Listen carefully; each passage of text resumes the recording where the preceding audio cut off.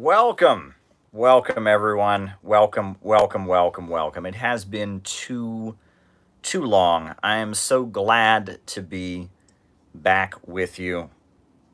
A lot to say today. Welcome. Today was a great Sunday for me. I slept in a little bit. I went and was able to go eat some cheese empanadas at my favorite little restaurant in my little Brooklyn neighborhood. Now, I understand, the people at the restaurant were talking a little bit. Was there like an election that happened? Like people were like voting or something? Was there like people running for office and did that happen? Did I miss that somehow? Did I is there something big I missed, guys? Can you tell me? Just kidding. Of course, just kidding. I've got plenty to say about the US presidential election. In fact, that's why I was not with you. I was doing my job covering the election. I did round the clock coverage for RT. Great stuff. I was able to, talk with my great friends, Dr. Wilmer Leon and Garland Nixon, on Sputnik Radio a couple times. That was really great. That was just absolutely tremendous. Yeah, I mean it was great. It was really great. They had an election. There was extended delay in the results, and I got plenty to say about it. And I'm glad that you're with us here today. So hit that like button, hit the subscribe button. Be sure to hit the notifications bell so you get notified the next time we do one of these. And if you've got a super chat, I will do it just like libertarians stole, right? And I will address your super chat, so feel free to send super chats. I will address them I will address them afterwards. I will address them. We're going to have my opening spiel, like I always do. Then we'll have our roll call, where I call out your names and locations and give everyone who's watching, everyone a decent shout out. And then from there, I will answer your super chat questions. Okay. 128K fraud. Alrighty. So just, as the super chats come in, I'll just write them down and we'll go from there. All right. So first of all, first things first, Biden has won. He's been declared the winner. He's being widely recognized as the winner. It looks to me like Biden won this one. I mean, Trump is still claiming that he won, and to be fair, I'm open to the idea that somehow this was a stolen election. The 2000 election was stolen. There have been, and there is fraud in every election that goes on.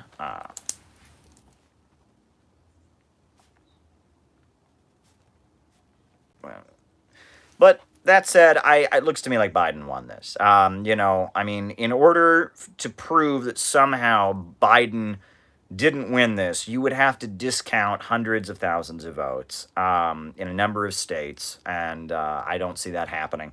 While there may be some foul play and nefarious activities, like there always are, at this point, it looks to me like Biden won. Now, Donald Trump is going to do his legal challenges, and he is going to go to court, but Biden won this. Biden's going to be president come January, and Kamala Harris is going to be the vice president, and I don't really see that changing. Again, it would take some really dramatic evidence. It's one thing to throw out all kinds of votes, but we're talking hundreds of thousands of votes here. We're talking, in order for this election result to not be in favor of Biden, you would really have to. Looks to me like Biden won. That's how it looks to me. Now, I'm open though. I could be convinced otherwise, right? A lot of rich and powerful people wanted Trump to lose this, right? We know that. And those rich and powerful people, all right, socialism in Colombia. Those rich and powerful people are nefarious.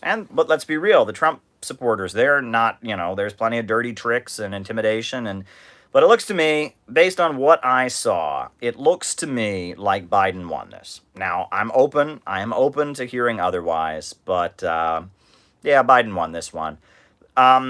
Trump is not going to accept that. And the reason that Trump won't accept it, I think, is a little bit deeper than simply, Trump wants to win. If you'll notice in a lot of Trump's rhetoric, he uses the word win excessively, right? He says, America doesn't win anymore. America doesn't win. We remember when we used to always win. We win. So for Trump to go, you know what? I lost this one. Not going to happen. Trump will never admit this. His group of fanatical supporters will go on pretending he's somehow won this and it was stolen from him. He will leave the White House very, very reluctantly. And that's what I'm curious about, is I'm curious about how reluctantly Trump is going to leave the White House. Now, is he going to go out kicking and screaming? Democrats inept. Right, we're getting to that. Is I have this image in my head of crowds of hundreds of people with MAGA flags outside the White House in January at midnight, and tanks rolling in, and something like with when they took Elian Gonzalez and they rushed Trump out of the White House against his will or something. I doubt it'll come to that, but I mean, it's possible. I feel like Trump is going to do as much as he can to try and make it painful. Bernie. Sack labor. Trump is going to do as much as he can to try and make this a painful transition of power. But at this point, Mitt Romney, speaking for Salt Lake City, speaking for a big chunk of FBI and CIA, is telling Trump to shut up and basically accept this. Most Republicans in Congress are being completely silent, with the exception of Ted Cruz. Trump's on his way out. Trump has lost the election. I understand members of Trump's family are even trying to convince him to just accept that right now. Trump is on his way out. And, as much as bad things, have happened, there has been some nefarious activity that's been revealed. It's not enough to really change the result, I don't think. And I think that Trump is on his way out. That said, I really don't appreciate how leftists especially have jumped on the bandwagon. One party bans other parties. I really don't. Negative economic implications.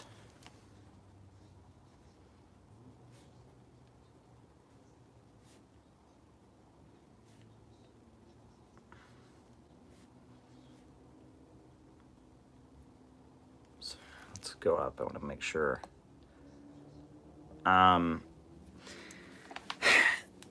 Thoughts on.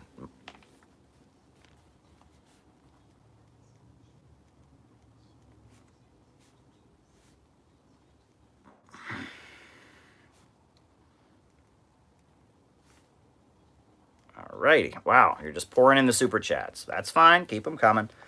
What I don't appreciate.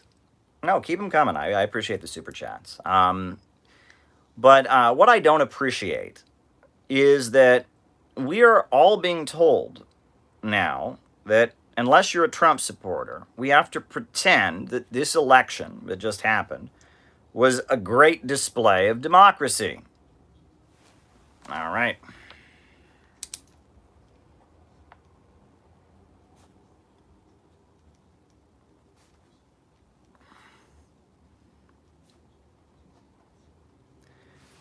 We have to pretend that somehow this election that just happened was some great display of democracy. And I'm sorry, folks, but that is simply not the case. All right? And, I mean, the U.S. presidential elections always, Biden,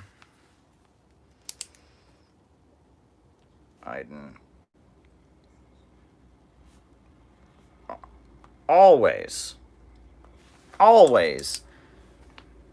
represent a situation where the will of big corporations and banks and monopolies gets represented, and the people don't.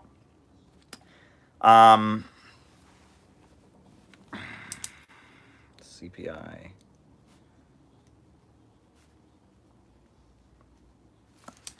For example, my goodness. That's okay. Keep them coming.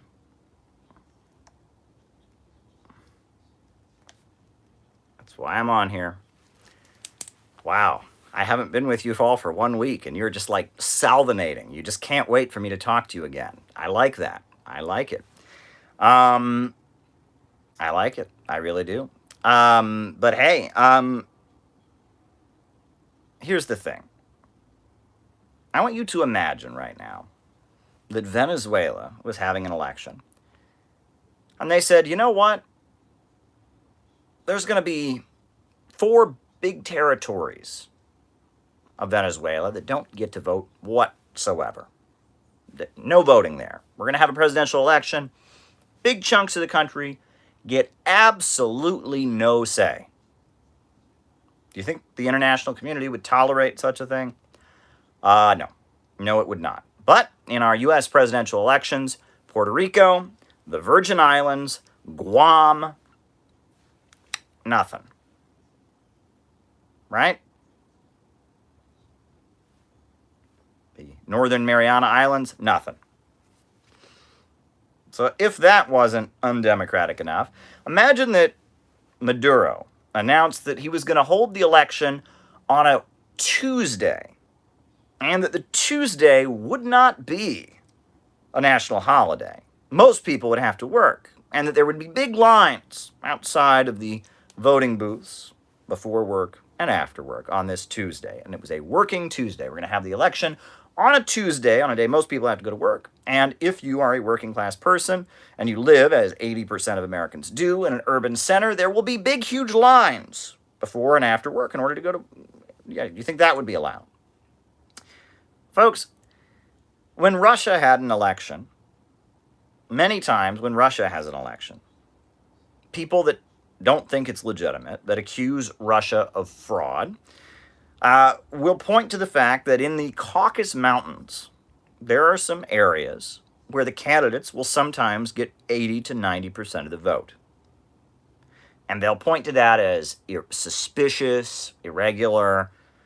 Meanwhile, in this election that happened, Detroit, 86% went to Biden. San Francisco, 96% went to Biden.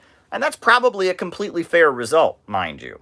But I'm just saying, right, that, that if it's suspicious for a little tiny town in the Caucasus Mountains to have 80, 90% in an election for one candidate, it's a lot more suspicious to have, that in a major city in the United States, but you don't hear anyone trying to discredit our elections because of that.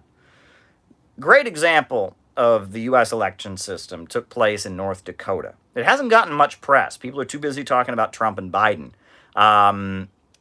People are way too busy talking about Trump and Biden. This happened in North Dakota, and this is unbelievable to me. Just unbelievable to me. Check this out. So, a Republican who was running for the State House of Representatives, David Andel, died from COVID-19. You can Google this. David Andel died. Now, the day before the election, the governor of North Dakota tried to appoint someone to replace David Andel on the ballot because he's dead. But the state attorney general stepped in and said no, and blocked the governor of North Dakota from replacing David Andel. So on November 3rd, the people of this area in North Dakota went and voted for David Andel. David Andel, who was dead, won the election. But still to this day, nobody knows who they were voting for when they voted for David Andel, because he's dead, he couldn't hold his seat.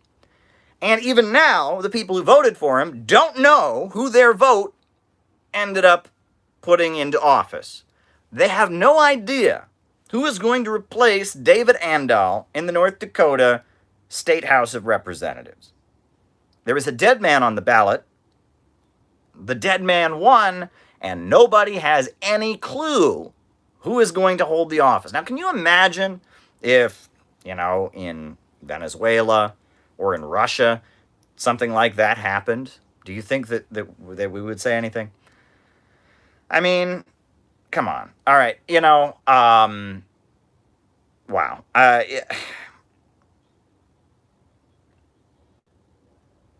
Look, I'm happy to see Trump go.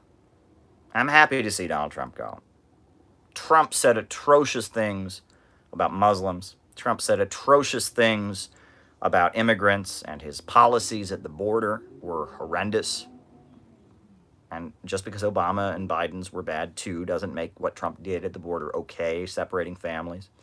Trump escalated tensions with Iran, withdrew, basically crippled Iran with sanctions and escalated those sanctions during COVID-19, killing lots of Iranians. Trump, engaged in all kinds of terrorist measures trying to overthrow the government of Venezuela.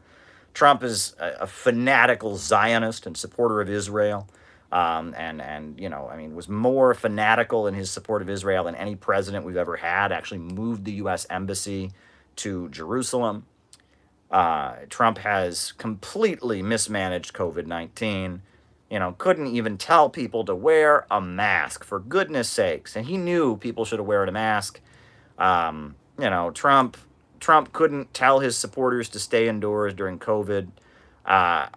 Trump has, had all kinds of free market policies that have deregulated Wall Street, deregulated drilling of oil, deregulated the economy, and let Wall Street bankers make lots of money at the people's expense. Trump has, created a situation where we've got mass unemployment and people are really suffering. Look, folks, no love for Trump. No love for Donald Trump. I'm happy to see Donald Trump go. But that said, okay, you have to admit, even though I'm telling you I think this election result was legit, despite whatever foul play they can dig up in the next few weeks, I think this was a legit election. I really do. Regardless, turn on your TV today, yesterday. Doesn't this look a lot like some kind of color revolution? Doesn't this look like the fall of the Soviet Union in 1991? The endless footage of just people cheering, yay, yay, these like staged celebrations with the cameras like panning over them that never end, and these people going, yay, yay. I'm just telling you that there are very powerful entities in the United States that are backing Joe Biden and worked very, very, very hard to defeat Donald Trump in this election. And those forces have a lot of influence in the government and a lot of influence in Silicon Valley and a lot of influence over the economy. And turn on your TV. This looks like the fall of the Soviet Union. It really does. This looks like the aftermath of the overthrow of Evo Morales, right? The fact that in the lead up to the election, the Hunter Biden story got buried, right? And that Twitter and Facebook wouldn't allow it to be shared. The way the news is covering this, like it's, I'm sorry, turn on your TV, right? I'm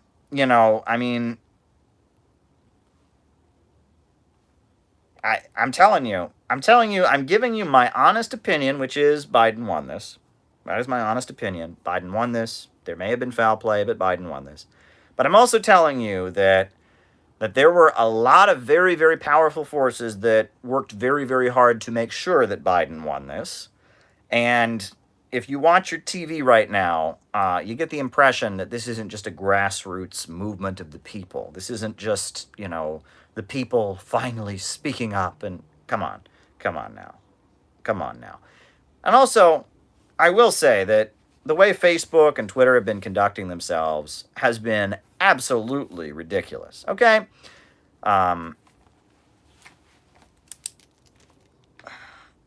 Left. The New York Times talked about how, the Stop the Steal Facebook group that was just repeating basically what Donald Trump is saying, that, the Democrats are trying to steal the election, was taken down.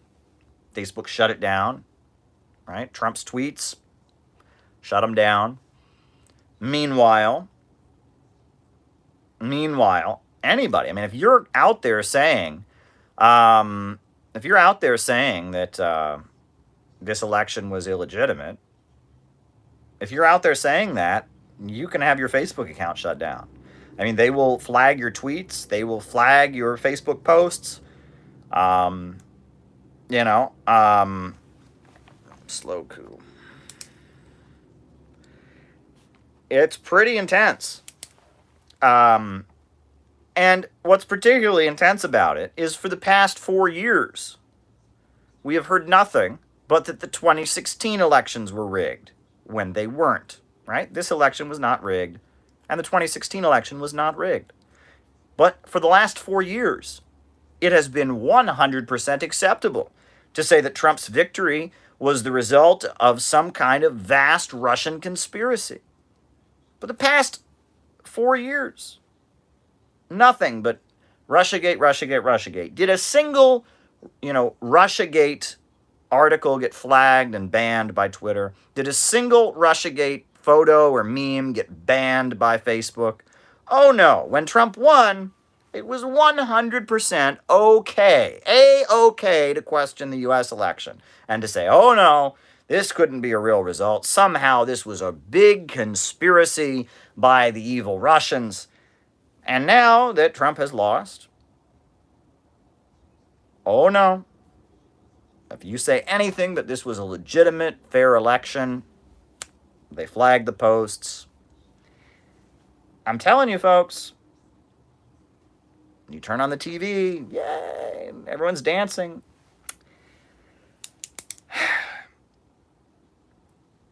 Just telling you, I'm happy to see Trump go, though. Right? Did not vote for Trump. Was never a Trump supporter. Was optimistic. I try to be optimistic. I try to find the good in every situation. Was hoping that Trump had meant what he said when he said we're going to stop overthrowing regimes around the world.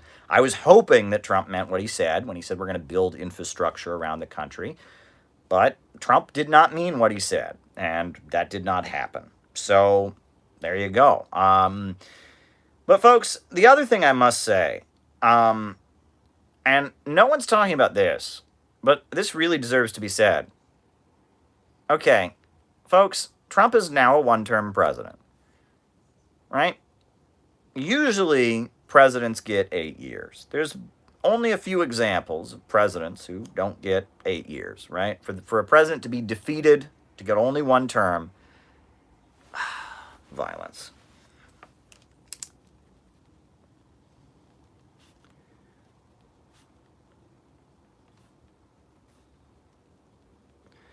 For a president to get only one term is pretty rare in American history.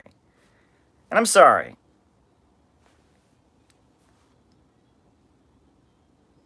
COVID-19 happened and ruined everybody's lives. Trump mishandled it. The economy crashed. There was mass unemployment.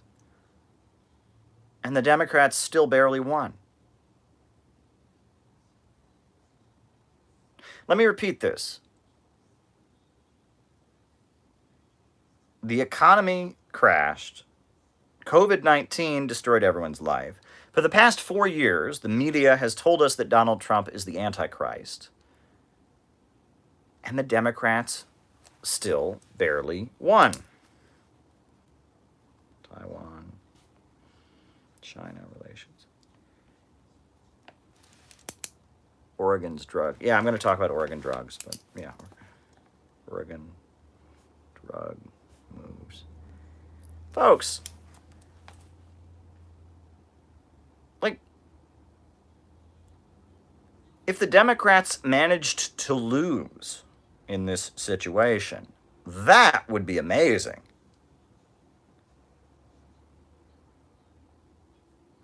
Right? I mean, if the Democrats managed to lose this election somehow, that would be utterly amazing. Anyone who was running against a sitting president would pray for the circumstances of 2020. Ruined economy, pandemic, mass media demonization, an impeachment proceeding. My goodness, Trump was weaker than any sitting president has ever been when they ran for re-election. I cannot think of a president that was in a worse situation when they ran for re-election. And the Democrats still barely pulled it off. I mean, it's still, we waited for 4 days. I mean, my goodness. My goodness. I mean, and they're dancing around like this was like an epic revolution or something. Like this was, this was a glorious moment, we are the champions. I mean, it's like, you better have won. And in spite of all of this, despite of all the media demonization, despite of all of the bumbling failures of the Trump administration, despite COVID-19, despite mass unemployment, millions and millions and millions of Americans went out and voted for Donald Trump. Still, after everything, millions of Americans voted for Donald Trump.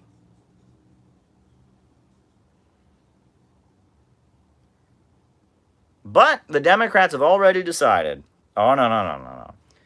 No. We're not going to learn from this, right? We're not going to change how we operate. Oh, no.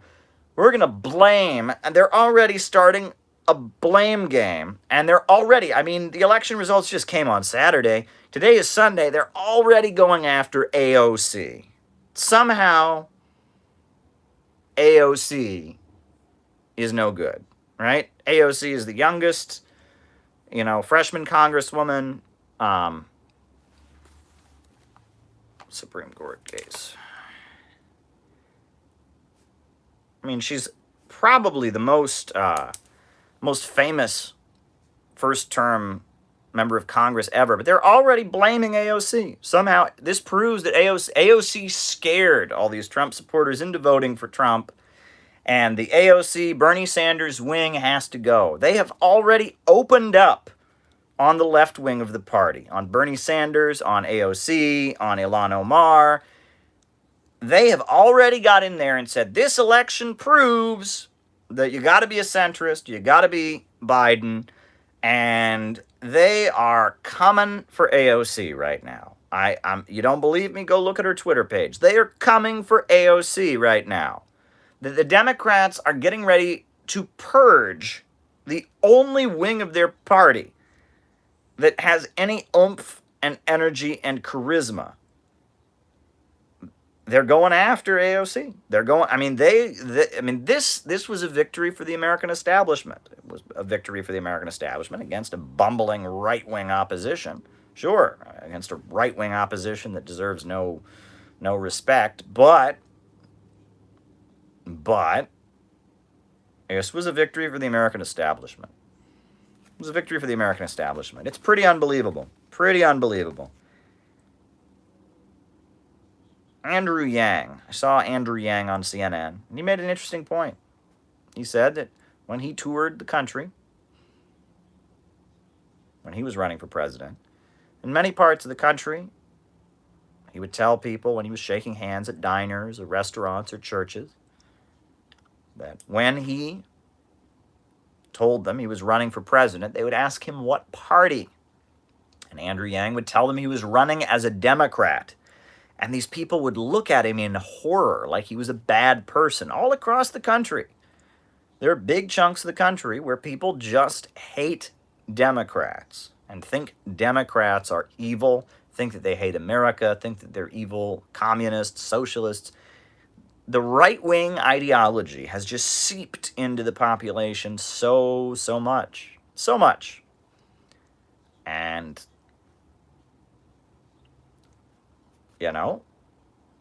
at this point, so many working class people are losing their jobs and homes. And rather than organizing them and building a class political line, the Democrats are committed to waging a culture war. It's pretty unbelievable. Folks, I don't know. I didn't know if I was going to say this or not, but has anyone ever seen the movie Reds? It's a 1980 movie directed by Warren Beatty. There's a scene in the movie Reds, and where, it's towards the beginning of the movie. They're organizing in a barn, and there's this very large man in the barn. It's for the Wobblies, the IWW, and he's a very large man. It's supposed to be Big Bill Haywood, but he's talking in this voice. He says, the IWW, we don't want to get you into a war in Europe. We want you to make war against the capitalists. That's the kind of war we want to get you into. It's class war. Now, that voice, now it was supposed to be Big Bill Haywood, leader of the IWW, except Big Bill Haywood didn't talk that way. He was from Colorado. That voice, though, I am very, very lucky to have actually heard that voice and to actually know what that voice is. Because I have a feeling that there are many socialists younger than me who've never heard that voice. Never heard that voice. I first heard that voice the first time I ever came to New York City, the city I now live in. I heard that voice when I was 18 years old, and a friend of mine, a high school buddy of mine, we both took the bus from Cleveland to the big anti-war protest that happened in New York City in 2006. And I remember on every corner, every street corner, there was an old New York City socialist, usually over 70, holding a newspaper, the Socialist Worker, the Militant, the People's Weekly World, the Workers' World, the Workers' Vanguard, New People's Party. And I heard that voice. That voice. The capitalists are the problem. And it's the workers that got to organize against the bosses. Right? It's kind of like Bernie Sanders has it a little bit. He doesn't talk this way exactly. Right? Doesn't talk that way exactly.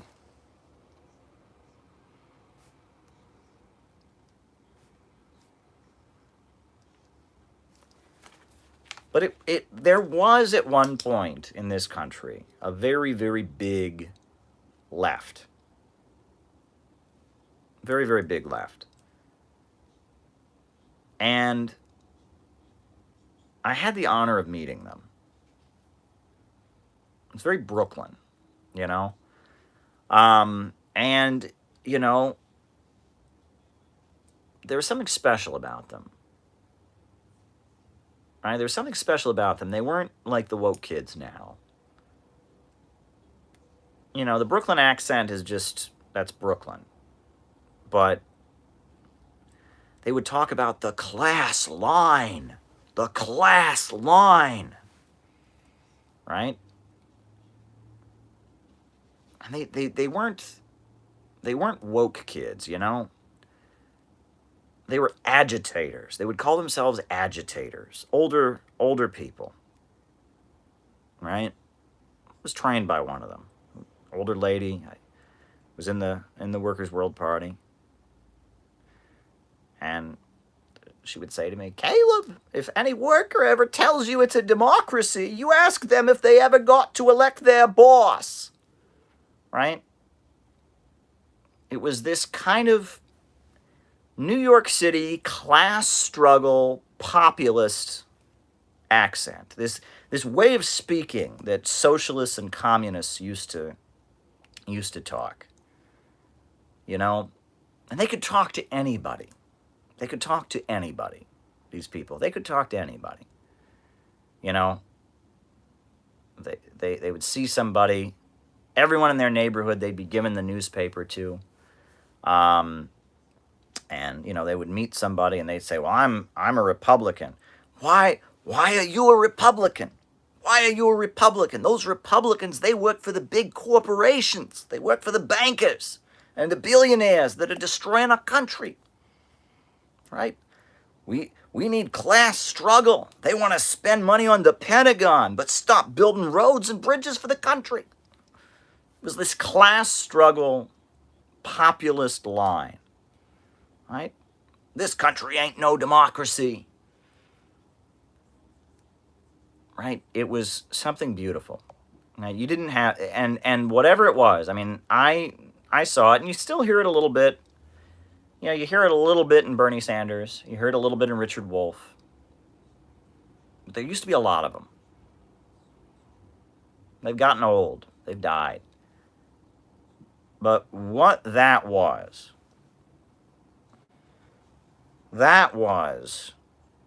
the Communist Party. They weren't all in the Communist Party. A lot of them were Trotskyites. A lot of them were anarchists. A lot of them were Maoists. But their parents were in the Communist Party. They were around the Communist Party. The Communist Party in New York City was an institution. Had members of city council, you know. And that was the Communist Party.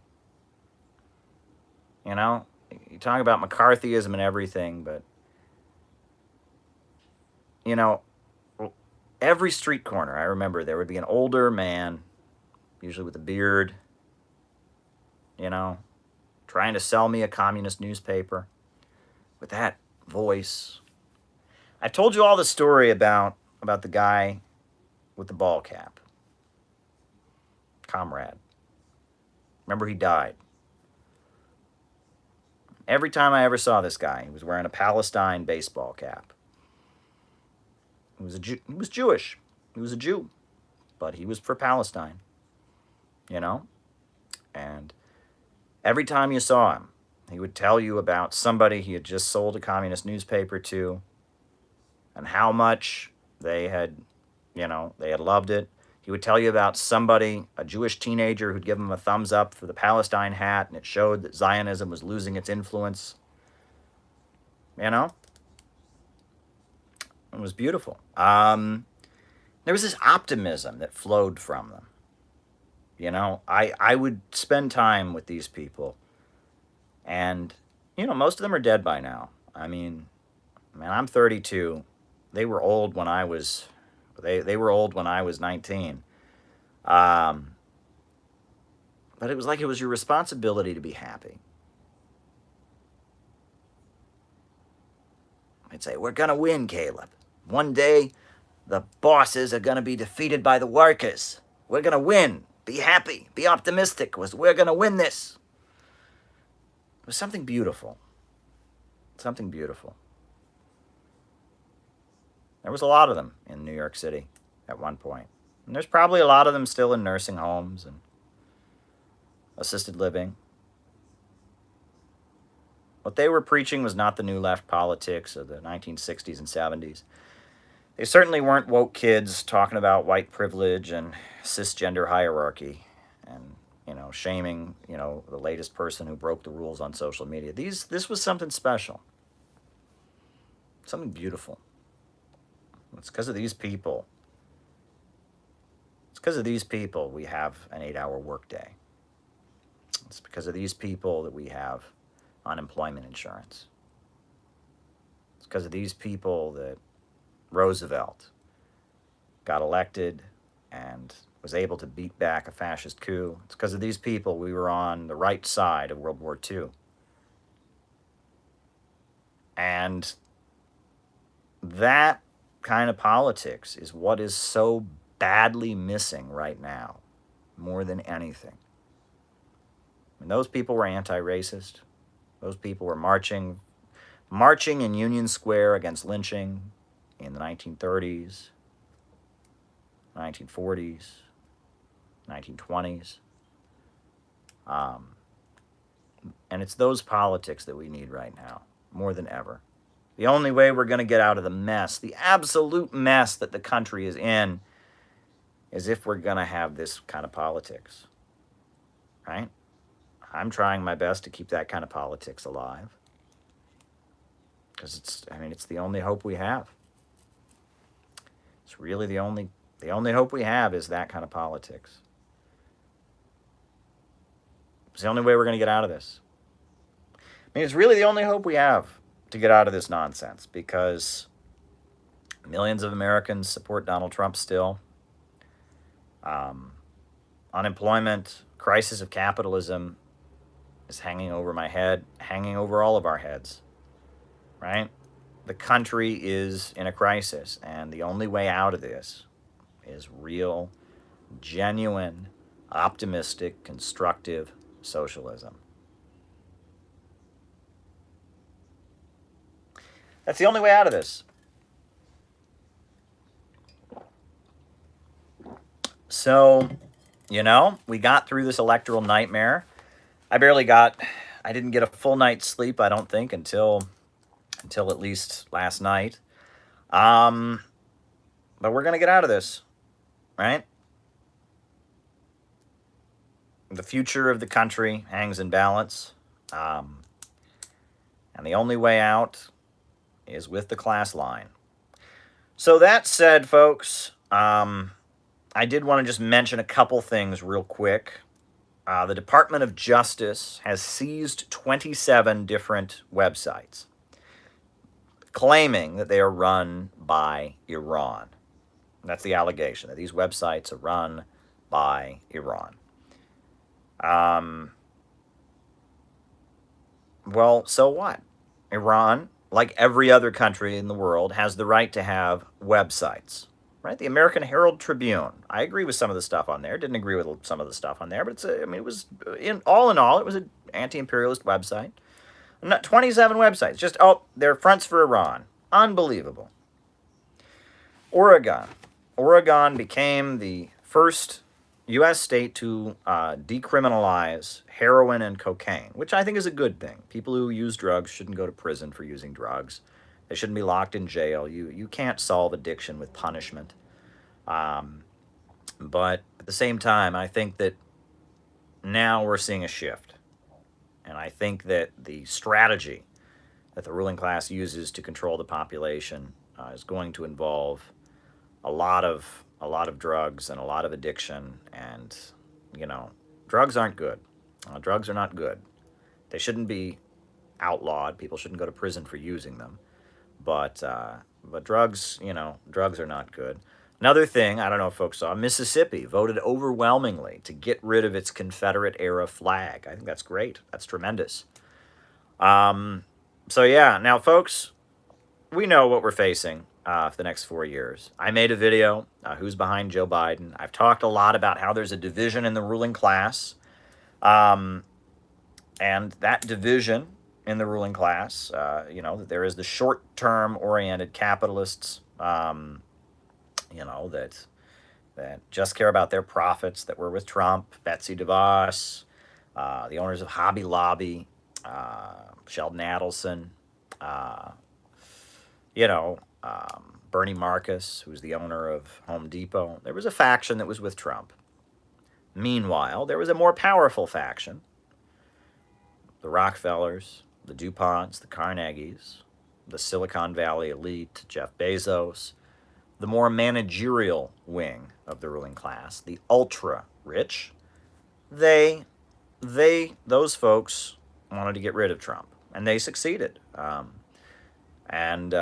will say, though, and this is important to point out, that this is a very different situation, very, very different situation than when Obama came in. When Obama came in 2008, let's remember there had just been a big financial crisis. Bush had completely flopped when it came to Hurricane Katrina. Bush had completely flopped, and made the Muslim world very angry, referring to the war in Iraq as a crusade. Obama came in as kind of the liberal. He was going to restore relations with Europe. He was going to soft power. Obama came in as the liberal who was going to make things better. And he tried to do Obamacare, and, that was a different situation. Biden has come in because basically he recruited the neocons to his side. The way Biden, was able to win this is he went to John Bolton and he went to the Bush administration folks and he said, look, guys, I'm liberal. I was with the Obama administration, but you know what? We got to beat Trump, so you guys can be on my team. And Trump's supporters, the public, didn't switch. But almost all of the conservatives that were in the Trump camp, that were the neocon element, almost all the neocon, deep state kind of people, they all went over to Biden, right? The Lincoln Project wasn't a good electoral strategy. It didn't win a lot of votes for Joe Biden, but it won him a lot of support where it counts, right? And, seemed like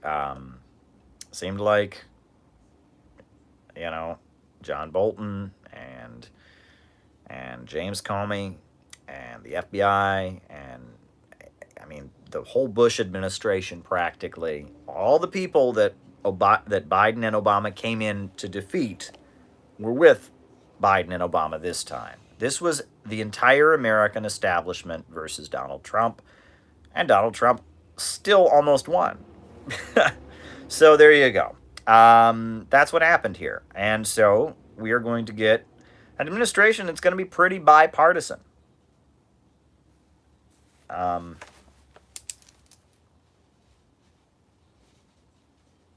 Pretty bipartisan. That's what I think we're going to get. And those of us who believe in socialism, those of us who believe in anti-imperialism, they've got a lot of work to do. We're dealing with a new administration representing a new wing, a more powerful wing of the ruling class, the ultra-rich, the managerial bourgeoisie. Got a lot of work to do. Yeah, that's really where we're at. So on that note, folks, names and locations, I will call you out as I see you. Names and locations. Wilmington, Delaware. We got a lot of super chats to get through, but that's fine. I'm happy to answer them. Belize, Joey, welcome. Robot in Vancouver, Chile, Los Angeles, David in Italy, Brazil, Lafayette, Louisiana, Phoenixville, Pennsylvania, Bermuda, Richmond, Virginia, Las Vegas, Ryan Preston, Dayton, Ohio, Christian Stevens, Montreal, Peace from Denver, Oak Ridge, home of the bomb. Wow. Arkansas, USA, Australia, Oswhistles, Melbourne, Australia, Pennsylvania, USA. Welcome, welcome. Who else is with us tonight? Toronto, Oakland, home of the Panthers, High Point, North Carolina, Henderson, Nevada, Dallas, Texas, Lloyd Bennett in Queens, New York, Sao Paulo, Brazil, Clydebank, Bob, New Hampshire, Mo in Toronto, Phoenix, Arizona, Argentina, John, Houston, Olympia, Steve, East Germany, Rio de Janeiro, Northern Michigan, Daniel in New York City, Xi in China, Frank in The Hague, Union, New Jersey, Kendall from San Diego, Michael, Django Merrill, alrighty, People's Republic of Sweden, Jeff, Minnesota, or Detroit, Michigan, Seattle, Washington, Jack Dundee, UK, Sasha from Thailand, Dallas, Texas, Mexico, Thailand, Culver City, California, Daniel in Los Angeles, Kevin Q in Ohio, East Coast, USA, Idaho, Paulo, Quebec, Mohsen from Iran, South Alabama, West Virginia, Fairbrook, California, Arizona, Salem, Oregon, Las Vegas, Los Angeles, Melbourne, California, Spain, Southwest UK. Very, very good. Glad you're all with us. Glad you're all here and all with us. New Haven, Connecticut. Love your videos. Leipzig, East Germany. South Carolina, Sydney, Australia. Kieran from San Diego, California. Almost 350 people here. Great stuff. Well, we keep it real. Arkansas, Naples, Florida. Harold Sullivan, Midwest, Portland, Oregon, California. Very, very good. Very, very, very, very, very good. Very, very, very, very good. Austin, Texas. George Kraft is with us. Very, very good. Crystal Lake, Illinois. Portland, Shaniqua from Buffalo, New York. Sweden. Joe in occupied Ireland. Gateshead, England. Sorry, Albany, New York. Larry Chavista Chu. New Delhi, Indonesia. Four Seasons, Fidel Castro. Northern California. All right, who else is with us? Who else is with us tonight? Anybody else with us? Mad as heck in the GTA. Not going to take it anymore. All right, we missed your analysis, Caleb, says Harold. Yep. Caleb wrecked Vosh. Well, thank you. I hate market socialism. France. Well, there you go. All righty, folks. Glad you're with us. If you're new, hit the subscribe button. If you're old and you're somehow not subscribed, hit the subscribe button. Please spread the word. Post this on Reddit. Post this on Facebook. Post this on Twitter. Let's build this community. This is a great community. I missed you all so much. so much. I was miserable covering this election. I hated this election. And the last live I did was called Before the Election. Jason Sarna, Vallejo, California. And I hated this election, folks. I am so glad it is over, and it's not over, right? I mean, who knows what the Trumpers are going to do? Who knows this is going to be in court? Oh boy, oh boy, oh boy. But I'm glad. I'm going to be streaming a lot more often now. Hopefully tomorrow, hopefully the next day. Catch up with everything I missed during that week of electoral nonsense and craziness, right? Because this is a great community, a lot to do, a lot of good stuff. And yeah, so I'm glad to be back. I'm at my full strength. I was exhausted this past week, just exhausted, just really, really, really exhausted. But I have recovered. I'm ready to just keep living my life, doing my job, engaging with all of you, and yeah, all is good. So keep the super chats rolling in, and I will answer them as we go. Libertarians stole the vote for Trump.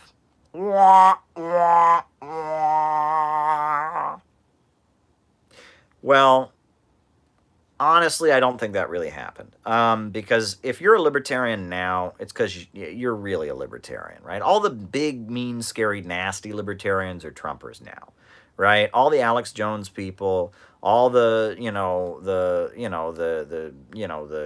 people who think the Civil Rights Act was a communist conspiracy against the white race, all those kind of like really scary, sociopathic, racist kind of people that used to call themselves libertarians are now all Trumpers. So, libertarianism has been a little bit, how do I put this? Libertarianism, it's still bad, but it's, all the really scary, mean, and nasty libertarians are all Trumpers now. So if you're a libertarian now, like libertarian meetups now, they used to be full of like big, scary militia type guys.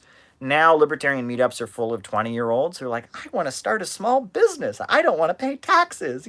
Yay! And usually your typical libertarian now, right? So the thing is, like, when I was in college, right, libertarianism was the big thing, right? Ron Paul was the big revolutionary thing.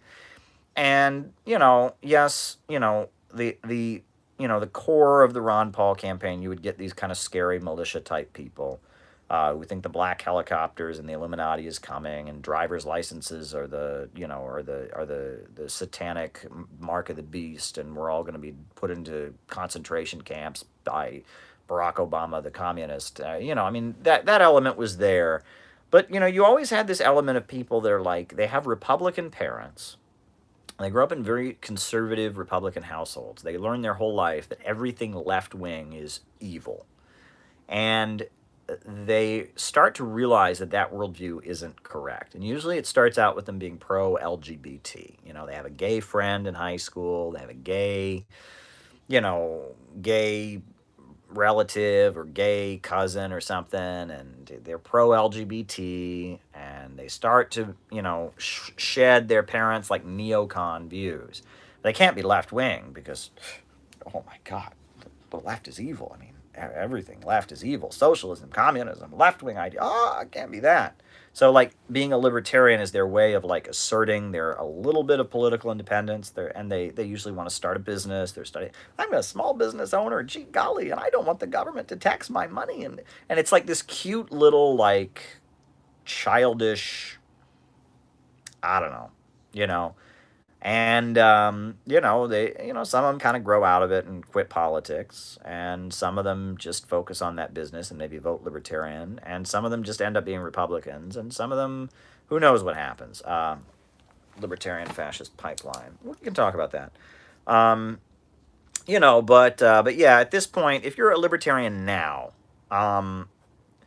like right now, at this point, there's a big libertarian socialist caucus in the Libertarian Party. I don't know if people realize that. There's actually, I kid you not, a libertarian socialist caucus in the Libertarian Party. Now, it's beyond me why any socialist would want to associate with the Libertarian Party. Why? Right? It's a party that's in its platform, wants to get rid of food stamps. In its platform, wants to get rid of Medicaid. I mean, but it's like for some anarchist types, they don't really care. Economics is like this background thing. They just want to do weed and fight the man or something. And so, it's like, well, I don't agree with the Libertarian Party about like its entire economic platform, but they believe in freedom and I believe in freedom and I'm not a communist. So whatever. I mean, whatever.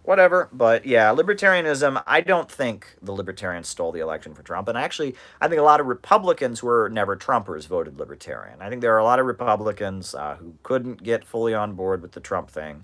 And they voted for the libertarians, but those votes were not stolen from Trump. I think that a lot of libertarians became Trumpers, but I don't think that the votes that the libertarian got, was now. I do think it's hilarious, and I also think it's hilarious, right? Because there's a lot of this vote shaming that goes on, right, among the Democrats, right? If you voted for the Green Party, God, you're a bad person. You're just an awful person. But how can you do that, right? Especially with Ayn Rand objectivists, right? You're supposed to make everybody mad. You're supposed to be highly inconsiderate of other people's feelings. You're supposed to be blatantly selfish. So I'd like to see like an Ayn Rand fan like vote shame somebody for voting libertarian. Well, of course. Why should they consider your feelings when they engage in their action? Why should they consider the overall results of the country? They wanted to pursue their rational self-interest and vote for a libertarian, right? They're just like Howard Rourke blowing up the building, right? I mean, why should they think of anyone, right? The virtue of selfishness, altruism. If they were to be altruistic and think about the good of the country, they wouldn't be Ayn Rand objectivists now, would they? I mean, it's kind of hilarious, right? I'd like to see, like, this is, I think it's pretty funny. But anyway, okie dokie, alrighty. All right, someone's saying that they think it was a fraud. Well, I don't rule it out. It's possible, right? I mean, it's very, very possible. But at the end of the day, I'm not convinced. At this point, I think Biden won it. I'm open to other possibilities. But at this point, I think Biden won this one.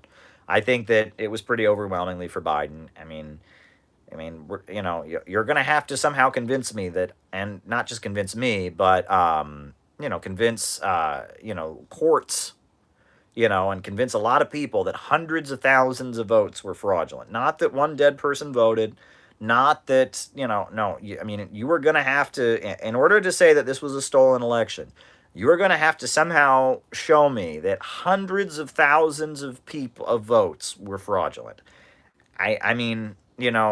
Trump is saying they didn't let us watch the count. Trump is saying, oh, this dead person voted here, or somebody sent in the mail-in ballot.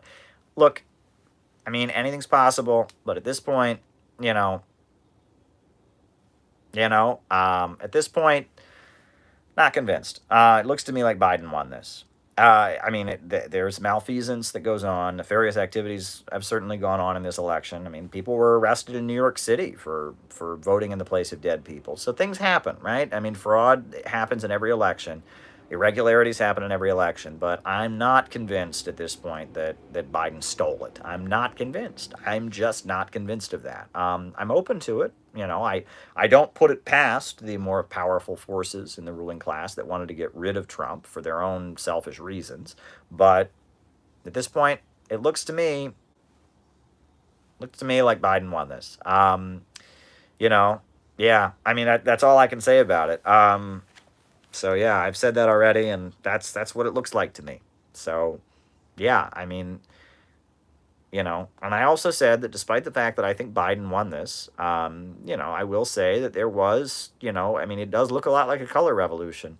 Turn on the TV, woo, right? And Twitter and Facebook. And this does look like, like a lot of strings were being pulled behind the scenes to make sure that Biden won this, but Biden won it, I think. All right. When am I coming to California? As soon as I effing can. As soon as I can, or to LA, right? I thought it said CA. As soon as I can get to California, I am getting on a plane, I'm getting to California. I got to get to Los Angeles, give a talk there. I've got to get to the Bay Area, San Francisco, and give a talk there. I am going to take some time off work, and I am going to get out to California because it needs to be done. Because so many of you are in California, and you guys are awesome. And look, the Center for Political Innovation, we're going to do great stuff. And we are going to start having amazing conferences. We're going to push that politics I was talking about on there. That class struggle politics. Blood in the street.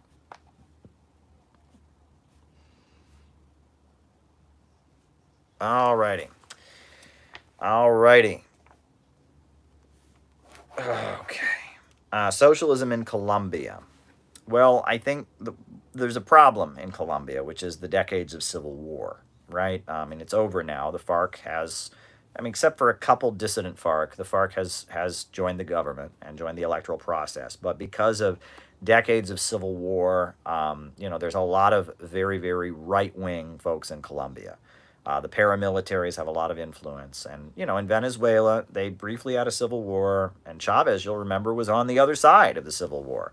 Hugo Chavez used to talk about in his speeches about how people that, when he was in the military, his job was to go after communist guerrillas, and people that he was hunting for as a soldier in the mountains are now in his government. But they had a civil war briefly in Venezuela. Then Chavez tried to take power in the 1990s in a military coup. He failed. He went to prison. He was released from prison. He got elected.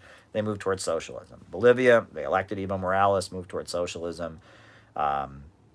But Colombia, they had a really, really long, bloody civil war. And part of that civil war was the building up not just of the official Colombian military, but of these right-wing paramilitary groups, right? These fanatical right-wing extremist groups that developed a huge base among the population. Those folks are really, really anti-communist. And then the left in Colombia is weakened because there was a big divide, right? That the Communist Party of Colombia in the 1990s, in the early 90s, I believe 93, voted to end armed struggle, right? Voted to join the government. And then the FARC, the Revolutionary Armed Forces of Colombia, ended its relationship with the Communist Party. So the left was divided, and there was a lot of violence, with leftists killing each other because they couldn't agree about whether the Civil War should continue. So, Colombia at this point, it's almost a base of U.S. power. And the U.S. government is very, very strong in Colombia and has a lot of forces. There's a lot of right-wing paramilitaries. It's almost like a base of U.S. power in South America. So seeing socialism come to Colombia would be very, very difficult at this point. I'm glad that the FARC has been able to join the government. I think the Civil War, was not going anyplace, but at the same time, my hope is that, who knows, right? Maybe as China continues to invest in Colombia, as people who lived through the Civil War get old and die, and the younger people in Colombia will have a more left-wing view, and that gradually Colombia can become more left-wing. But there's a big chunk of the population in Colombia that is, that remembers that Civil War, that feels like we need to show the world we're not, guerrillas and drug dealers anymore. And, what that country has been through is horrendous. The amount of guns and weapons and in Colombia, a lot of they always tell us that FARC were drug dealers. Well, FARC, they weren't drug dealers. They allowed drug dealers to pass through their territories. It was a way to raise money, as they would allow drug dealers to pass through their territories. But the paramilitaries were heavily involved in drugs. Everybody admits that. The CIA was giving guns to paramilitaries in Colombia that were heavily involved in drugs. And so, it's like, okay, you're going to accuse the FARC of being involved in drugs. Well, actually, they're not. They just give safe passage to drug dealers. But on top of that, you're then going to be giving guns to people that everyone knows are involved in drugs. So there's no controversy about it. It was a disaster. What was done in Colombia. The people of Colombia have been subjected to really horrendous stuff. Really, really horrendous stuff. What they've been through as a country is just really horrendous. It's really horrendous, right? And, when the Civil War started, it was a legitimate armed struggle. When it started, the FARC were fighting because they could not wage a peaceful revolution, right? Their right to peacefully organize had ended. Colombia was a military dictatorship, so the people had no choice. The revolutionaries all fled to the countryside. They picked up the gun, and they started doing the Mao thing and carving out liberated territory. Then things changed. In the 1990s, Colombia moved toward a more democratic setup, and the Communist Party decided that they wanted to end the Civil War.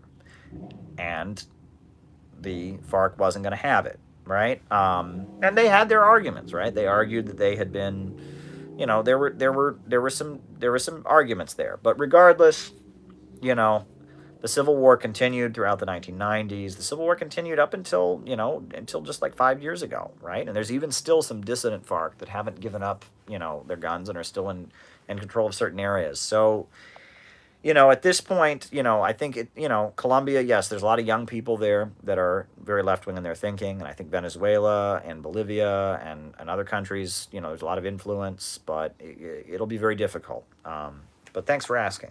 All right. So the Democrats are inept and blamed socialism. Exactly. Yeah, they're already doing that. The fact that they barely squeaked through this election, right? They barely squeaked through this election. They're already blaming that on AOC and Bernie. I mean, unbelievable to me. Unbelievable. This is, I'm not disappointed to see Trump go at all, but this is a victory for the American political establishment, the centrist wing of American politics. I will say that under the Biden-Harris administration, there is going to be every symbolic victory you ever heard of. They are going to name, streets and bridges after transgender activists. They are gonna, I don't know. They're gonna tear down monuments. Every symbolic victory will be given, but we're gonna see a lot of neoliberalism, a lot of economic cutbacks. They're not gonna do a Bernie Sanders thing. Unless, of course, there's massive class struggle that forces them to. All right. Bernie Sanders is Secretary of Labor. I don't think so. No, I mean, Biden has been, disavowing Bernie Sanders up and down, backwards and forward. Kamala Harris, when Biden was speaking, she led her supporters to actually march out of the hall. Do you remember that? To march out of the hall. So, yeah, I don't see that happening. Do you think one party will ban the other parties? No, I don't think so, right? But the thing is, you have to remember that, in the United States, we have the Democrats and we have the Republicans.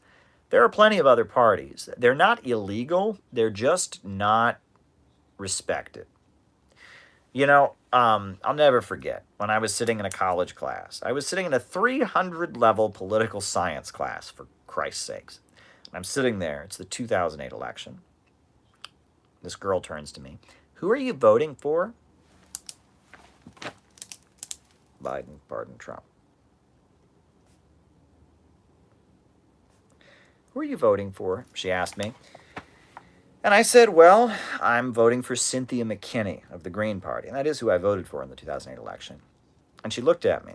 Again, we're in a 300-level political science class. Who are you voting for? I said, Cynthia McKinney. And she looked at me. She said, do you realize she has no chance of winning? And I sat there and I said, geez, I'm sitting here in a 300-level political science course. I'm 22 years old. I had no clue that the Green Party had no chance of, oh my God, thanks for clearing that up. I'm going to vote for Obama. Wow, whew, that could have been embarrassing. I mean, come on. But it's like, there is this attitude people get that like other parties should not should not exist, right? Embrace spoilers. Other parties should not exist, and that by them existing, they're like disrespecting the country or something, right? No, I don't think they'll ban third parties. They'll just make it very, very much harder for them to get on the ballot. I don't think that, the Democrats and the Republicans kind of need each other, right? They have this like synergy. They like play off each other. So, but would they possibly ban the other parties? I don't know. There was a time where the Communist Party was like pretty much illegal, starting from about 1946, 47 up until about 1957, right? The Communist Party was pretty much underground and illegal. Then the Supreme Court had their Yates versus the United States ruling, and they said, okay, they're legal as long as they don't advocate violence. But, for most of the McCarthy period, the Communist Party was kind of illegal, right? During World War I, the Socialist Party was outlawed, and so were the IWW. They were outlawed because they were against the war. It's possible. Yeah. It's possible, but I think they just will make them more marginal. I think they'll ban them from Facebook. I think tech censorship is going to be a big, big concern under the Biden administration. I read you that article from I mean, they are going to start. I mean, they already banned the Facebook group of Trump supporters thinking the election was stolen, right? I mean, they're coming for Facebook. I mean, you think it's going to be easy to be on Facebook and all of that, folks? I'm telling you, I am going to be here on YouTube as long as I possibly can. I'm not going anyplace. I am not going anywhere. I'm here on YouTube, but it may end up that they kick me off of here. I mean, they may do that. I mean, they may kick me off of this platform, and I'm prepared for that. At some point, they may get on here and just decide, you know what, Caleb, he says stuff that we've decided is foreign meddling. He thinks thoughts that are un-American, and he says them on YouTube, and, so be prepared for that, right? And they've done it. They do it sometimes. So, I'm going to be on here, but, I'm already looking into which other platforms I should be on because, there's really no appeal, right? You don't really have any rights if they ban you. You can't, sue them or anything, right? They've got these very vague terms of service that basically say we can take down anybody for any reason. So, I just, yeah. The negative economic implications. What was it? Negative economic implications of what? What was it? Negative economic. Who wrote that? It was negative economic implications. I didn't write down what it was. So many of them were coming in quickly. Okay, well, we'll skip that one for now in case somebody figures out what that was. As far as the socialist calculation problem, well, I think what that is referring to, the socialist calculation problem, is referring to the argument that you'll get, which is that you couldn't possibly plan an economy because it's too complicated, right? How could a socialist calculate how much steel and how much copper we need? Only the market can do that. Well, I'm sorry, look at Walmart. I mean, Walmart figures out exactly how much, Tupperware to put in its shelves and how many diapers to ship in and how much Diet Coke to I mean, you can do these things. Computers, I mean, yeah, that. And the other thing is, though, to be fair, I do think that some things shouldn't be run by the government. I think that, I mean, big, heavy industry like steel manufacturing, like oil, oil wells and stuff, yeah, like banking, definitely, but healthcare, definitely, but, hotels, restaurants, no, right? But you have to remember, under capitalism, a lot of the things that under this socialist calculation problem are supposed to be difficult to calculate, are being calculated by one source. I mean, monopoly capitalists, big corporations, make those determinations. They determine how much they're going to produce. Thank you, robot persona. They determine how much they're going to produce, and they produce it, and people buy it, right? And that I mean, these are things capitalists figure out. They just figure it out based on how much profit they're going to make. This is a weird argument. I'll tell people that socialism means a planned economy, right? And they'll say, well, there's plenty of planning under capitalism.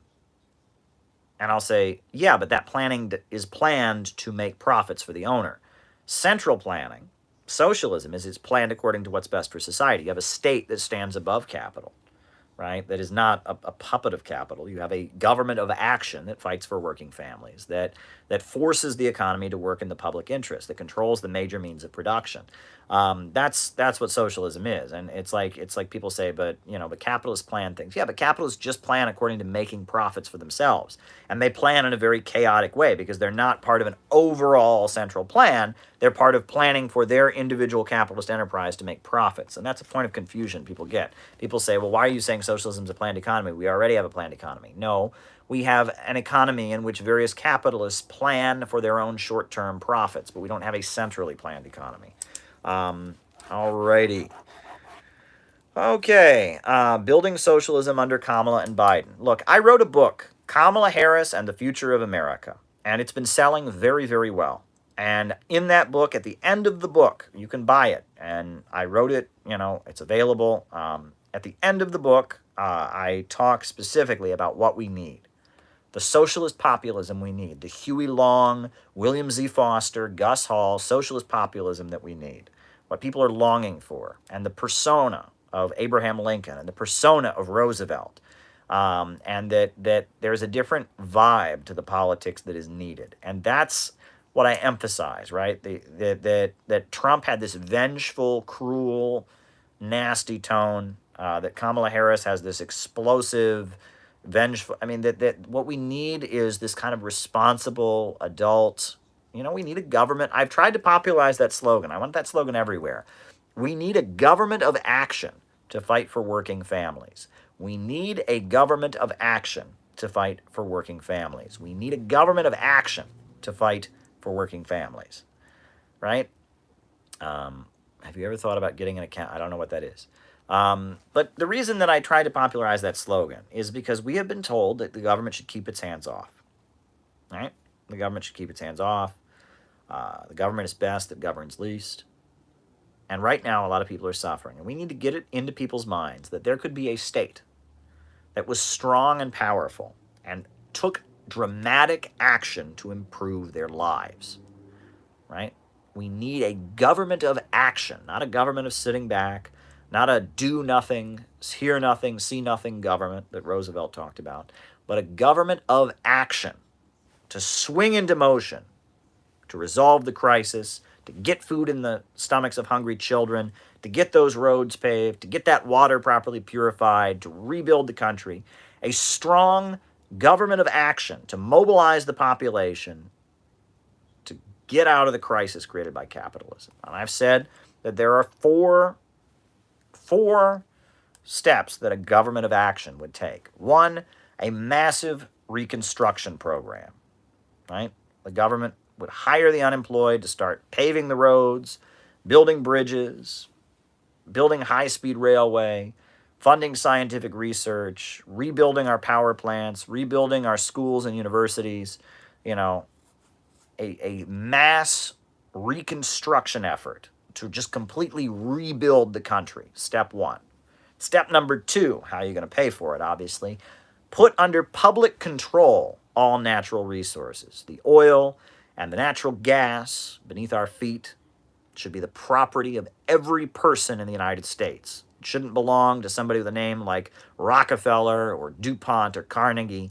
America's oil, America's gas, America's timber, America's coal should be the property of all of America. And the profits from it should go into the public budget. And it should be managed in a way that is long-term and strategic. We should have rational use of resources, and the profits from our natural resources should go into the public budget, right, to make a wealthier country.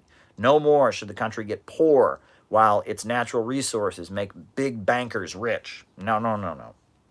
Step number three, public control of banking. The lending of money should be in the hands of the state. And the printing of money should also be in the hands of the state, right? Period, right? If somebody wants to start a business, they should get a loan to do it. But instead of going to a bank and saying, hey, I want to, and the bank determining whether it'll make profits for them, they should go to the community and let the community, with a community-run bank, determine if their business will be good for the community or not. And if, indeed, it's good for the community, they'll get their loan. And then when they pay back their loan with interest, the money will go into the public budget, and we can use that for schools and hospitals, etc. Right? Credit cards in the hands of the state. Lending of money, mortgage loan, all lending of money should be in the hands of the state. The Federal Reserve should be gotten rid of. We should be printing our own money. The Constitution of the United States is very clear. The government should print the money, not a private corporation like the Federal Reserve. Government control of banking.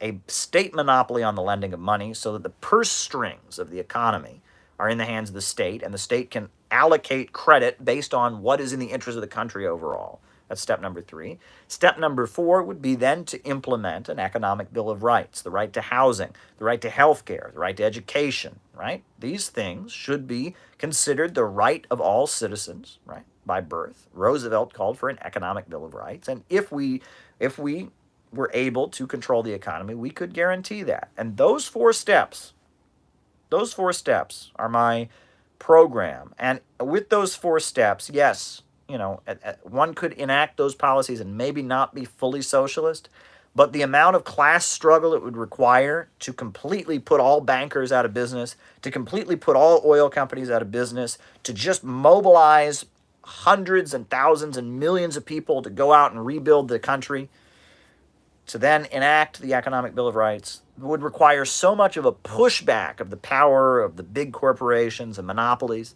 that at that point we would very quickly, I mean, socialism would be about 2 blocks away, right?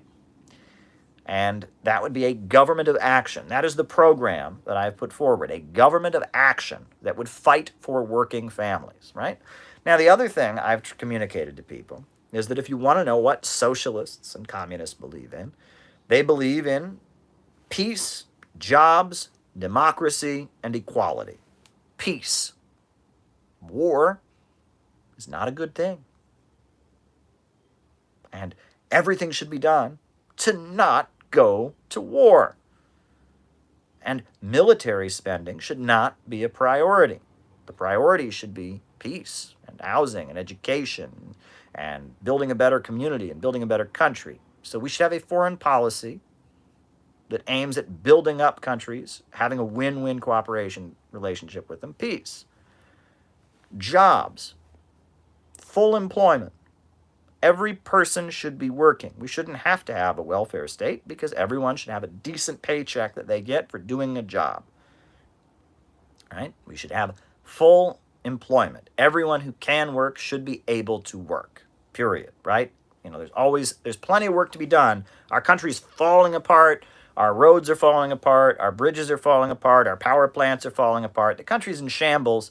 There's plenty of work that needs to be done, and everyone who's unemployed and doesn't have a job should get hired to do the work that needs to be done.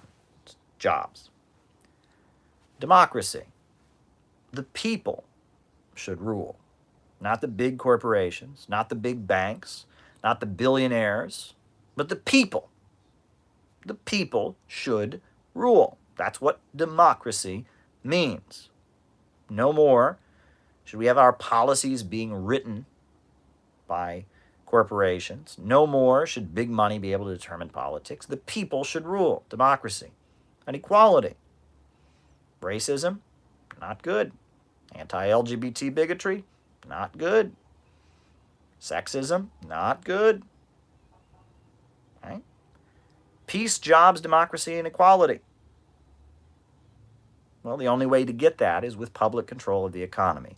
If you give people control of the economy, if the economy is no longer run by the chaos of the market, the anarchy of production, but if popular power controls the means of production, we can achieve peace, jobs, democracy, and equality. With a government of action that fights for working families, we could have peace, jobs, democracy, and equality. What I'm proposing here is nothing that has not been done in other countries. So, yeah, that is a socialist program, what I just put there. Biden, Harris, war hawkish. Oh, you betcha. You betcha. Joe Biden voted for the Iraq War. He was giving us the same lies about weapons for mass destruction. You know, he called out Trump for daring to negotiate with North Korea, daring to be friendly with Russia. Right? Kamala Harris, same thing. Oh, they're hawkish. They are definitely hawkish. And they've got neocon after neocon endorsing them. The Secretary of Defense is going to be Michelle Flournoy, neocon, warmonger. Oh, yeah. You betcha. Oh, you betcha they're warmongering. Center for Political Innovation, how to help. Well, on November 21st, we're going to be having our second web conference. A good friend of mine named Justin Simons will be the keynote speaker. And we'll be summing up the elections, but talking about the global situation. And if you're interested in helping us build our second web conference, send me an email, first name, last name @gmail.com, no spaces, periods, or anything like that, calebmaupin@gmail.com. That's the best way to reach me.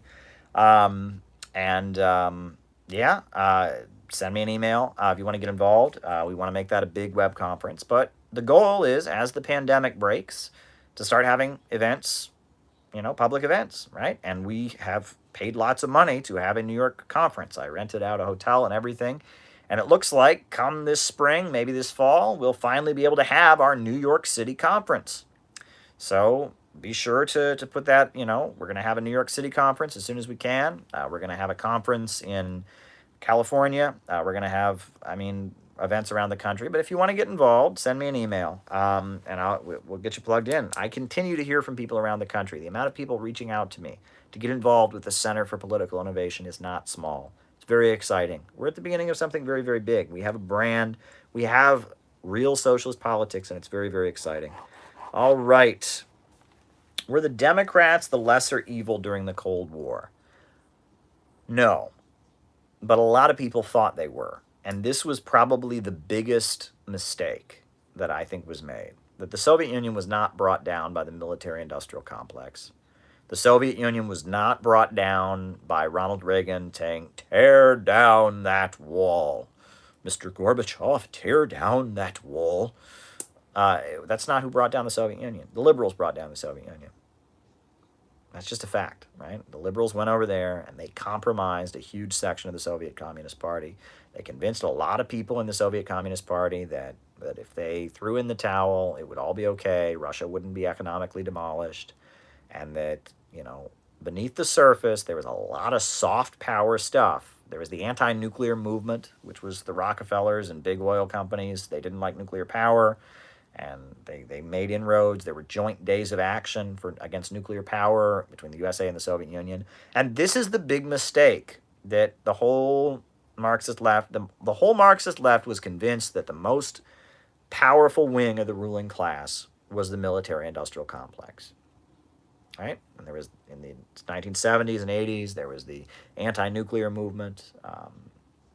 Reagan was the main target, and it was everybody. The whole left, basically, was under the impression that the military-industrial complex was the main enemy.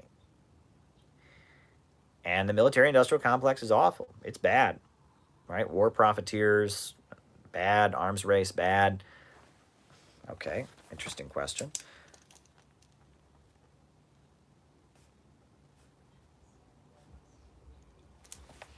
But the ultra-rich, the Rockefellers, the DuPonts, the Carnegies, the Eastern establishment, those folks, the soft power folks, Zbigniew Brzezinski, those folks are the more effective evil. The Soviet Union would never have been brought down militarily. If the USA invaded, it would have gotten its ass handed to it.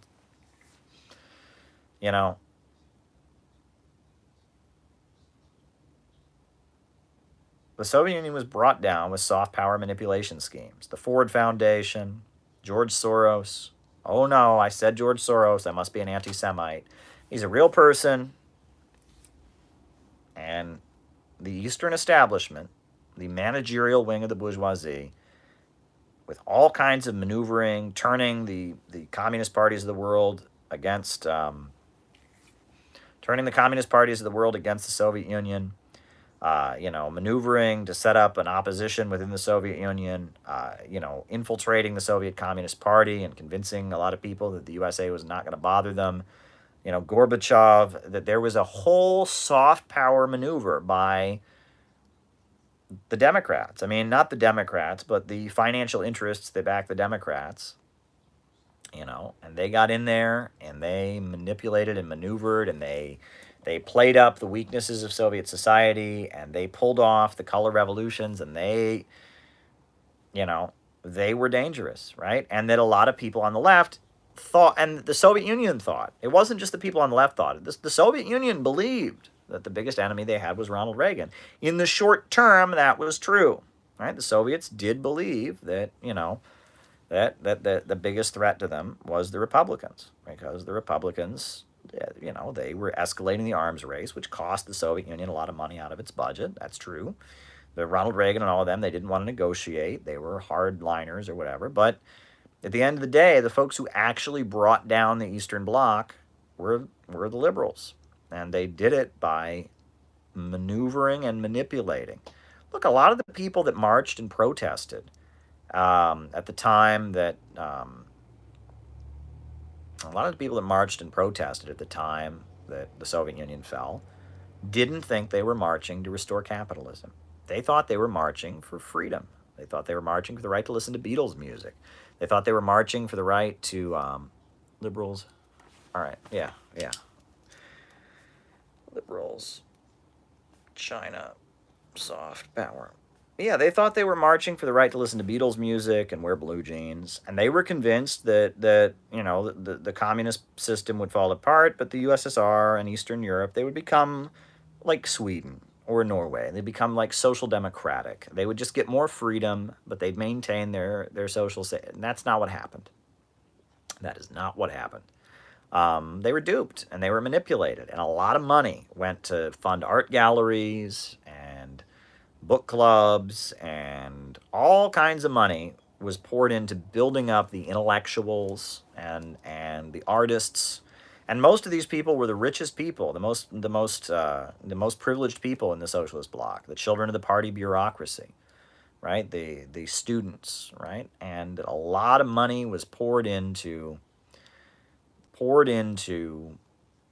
manipulating young dissidents and young intellectuals and getting them to believe that the United States wasn't so bad, the United States didn't want to destroy them, and that, if the Soviet Communist Party would just loosen things up a little bit, everything would be okay. And look what happened, right? The fall of the Eastern Bloc was an economic catastrophe. Millions of deaths. Okay, I'll have to check out that outlet. Thanks. Millions of deaths. I mean, the economic demolition of a country. So there you go. China opened up much more recently. Do you think? All right. China opened up more recently. All righty. So, yeah, there you go. All right. So, okay. So the Democrats were not the lesser of two evils. They were the more effective evil during the Cold War. They won the Cold War. The Soviet bureaucracy was thinking in the short term, and it oriented its people to think the Republicans were the main enemy. And even people during the Cold War who voted for the Democrats. Look, Sam Marcy, the leader of the Workers' World Party, he wrote a book, Generals Over the White House. You can read it. It's on the internet. Well, it's a good book. I mean, it talks about how Jimmy Carter was removed by the military-industrial complex and how, there was a fight between the Carter administration and the military-industrial complex. Okay, but he doesn't talk about who Carter really represented, that Jimmy Carter represented Brzezinski and the Rockefellers. And, I mean, Sam Marcy never told people to vote for the Democrats. But he still had this orientation that somehow, the Democrats, the main enemy was the military-industrial complex. And, the Workers' World Party, they had rallies in Washington, D.C. when George Herbert Walker Bush won the election. We won't take 4 more years. They protested against Reaganism. And, it's true, Reaganism was the most aggressive and anti-communist. It was the most right-wing. But the liberals, okay, Myanmar, right, Myanmar. But the liberals were very much, very, very, very key in bringing down the Soviet Union. And they were much better at it, right? But at the end of the day, and I've written articles about this that... this is in my book, City Builders and Vandals. I talk about this. I'm working on my book, The Synthetic Left, which is in the works, and it's going to be a big book. I'm months away. There's a lot of research I'm doing. It's going to have a huge bibliography for one. But, look, we have to talk about this. The liberals, they reinvented leftism. They reinvented Marxism. They manipulated our movement. And they duped and confused and manipulated the left, and they infiltrated the Soviet Union, and, they completely disoriented and confused the global communist movement. And as a result, the Soviet Union was brought down, right? And what the Democrats did, Ronald Reagan, tear down that wall, Mr. Gorbachev. The evil empire. And no, it was the manipulation of communists that brought down the USSR. It was, you look at the late Cold War, communists killing other communists, Euro-communism, the Kampuchea War, the China backing the Mujahideen, all of this stuff. You have to understand Brzezinski. You have to understand it was the synthetic left that brought down the Soviet Union. And it's the synthetic left that is the reason that that Trump got elected to begin with, right? That leftism has been so confused and duped and manipulated, and the worst tendencies of the revolutionary intelligentsia, of the middle class strata of intellectuals, populism has been pushed back. So there you go. All righty. Is the left too emotional?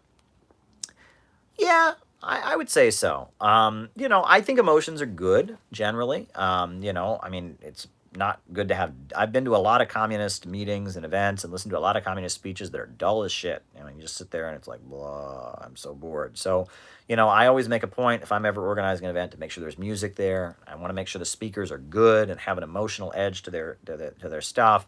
Emotions are good. Emotions are lively and all of that. I do think, however, if you read my book on Kamala Harris and the Future of America, I talk about how the left has become associated with this releasing of impulses, right? It's like, I give you permission to be angry. I give you permission to be upset. I give you, and it's like we all learn to bottle up and control our emotions in order to get through life, right? We all learn to function in ways to not just do what we feel like doing, right? That's part of being an adult, is you learn to control your behavior. And that, that's every civilization that's ever existed has restricted human behavior in some way or other.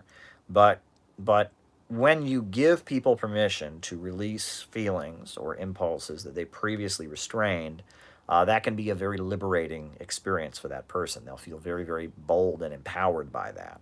And that the left has become associated with the releasing of impulses, and that is a problem. And I talk about that in the Synthetic Left book. I talk about it in great detail. I touch on it quite a bit in the Kamala Harris book. So it's not so much that it's emotional, because emotions are okay. It's that leftism is associated purely with the releasing of impulses and this kind of weird anti-authoritarian liberation that is very Freudian. I talk about leftism becoming a crude Freudian manipulation, giving people permission to unleash their rage, basically, is what leftism has kind of become. It stopped being about populism and principles. It stopped being about having a strong state that fights for the people against the monopolies and the elites. It's become, leftism is go out and break shit, go out and get mad. No one can tell you what to do. It's this kind of crude Freudian manipulation. And I think Kamala Harris is kind of the ultimate fulfillment of that. You should read my book on Kamala Harris, Synthetic Left thing. Are we involved in a slow coup? I wouldn't put it that way. They wanted to remove Trump, right? The elites wanted Trump out, right? Because they saw Trump as creating chaos in the country. They saw Trump as not being strategic in terms of foreign policy. And, they teamed up and they got him out. And it looks like they won the election. But, there was it was a long, sustained campaign. And look how many people still voted for him. Look how many women voted for him. Look how many people of color still voted for him.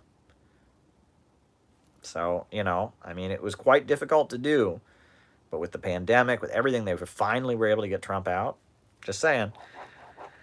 Is there going to be violence in the wake of the elections? I sure hope not. It looks like at this point, if somehow Trump maneuvers back into winning, there'll be riots. That's for sure. There were already riots. There were people burning stuff in New York and breaking stuff. There was rioting happening, as the votes were being counted in New York and elsewhere. But yeah, if Biden, if Biden somehow gets robbed of this and they give it to Trump, which I think is really impossible, there'll be riots. And if, and before Biden takes office, I expect there will be something from right-wing militias. Unfortunately, I think, I don't like to see violence either way.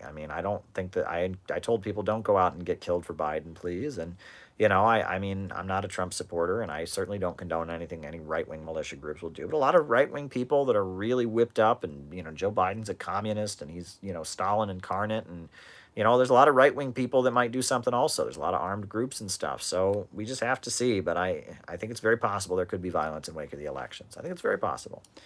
All right. Taiwan-China relations. Well, you'll remember 1949, China had a communist revolution. And the KMT, the Nationalist Party, the Kuomintang, or I'm mispronouncing it. I'm butchering the pronunciation there. So the KMT, we'll just call it the KMT Nationalist Party. It fled to Taiwan. And for a long time, Taiwan was considered to be China. And the UN, they had China's seat. And, you know, they call, still today, the government on Taiwan refers to itself as the Republic of China. And, you know, in the 80s, there was an improving of relations between the KMT and the Chinese Communist Party. They recognize they're the same country, that Taiwan is China, and, you know, China is China. However, there's this other party in Taiwan, the Liberal Democratic Party, that argues that Taiwan is not China, that it is a separate country. And that party is the DPP, the Democratic Progressive Party, is that party is very, very anti-China. And the USA, it seems like a lot of American right-wingers really like the DPP because it's so anti-China. And they're trying to stir up, you know, Taiwan is China. If let me just put it this way. If the DPP were to announce that Taiwan is no longer China, and were to declare that Taiwan is not China, at that point, there would probably be war because Taiwan is very essential. And that China, you know, it was a big struggle. Interview Greg Palast. Oh, sure. I'd love to interview Greg Palast. It was a big struggle to unify China, right?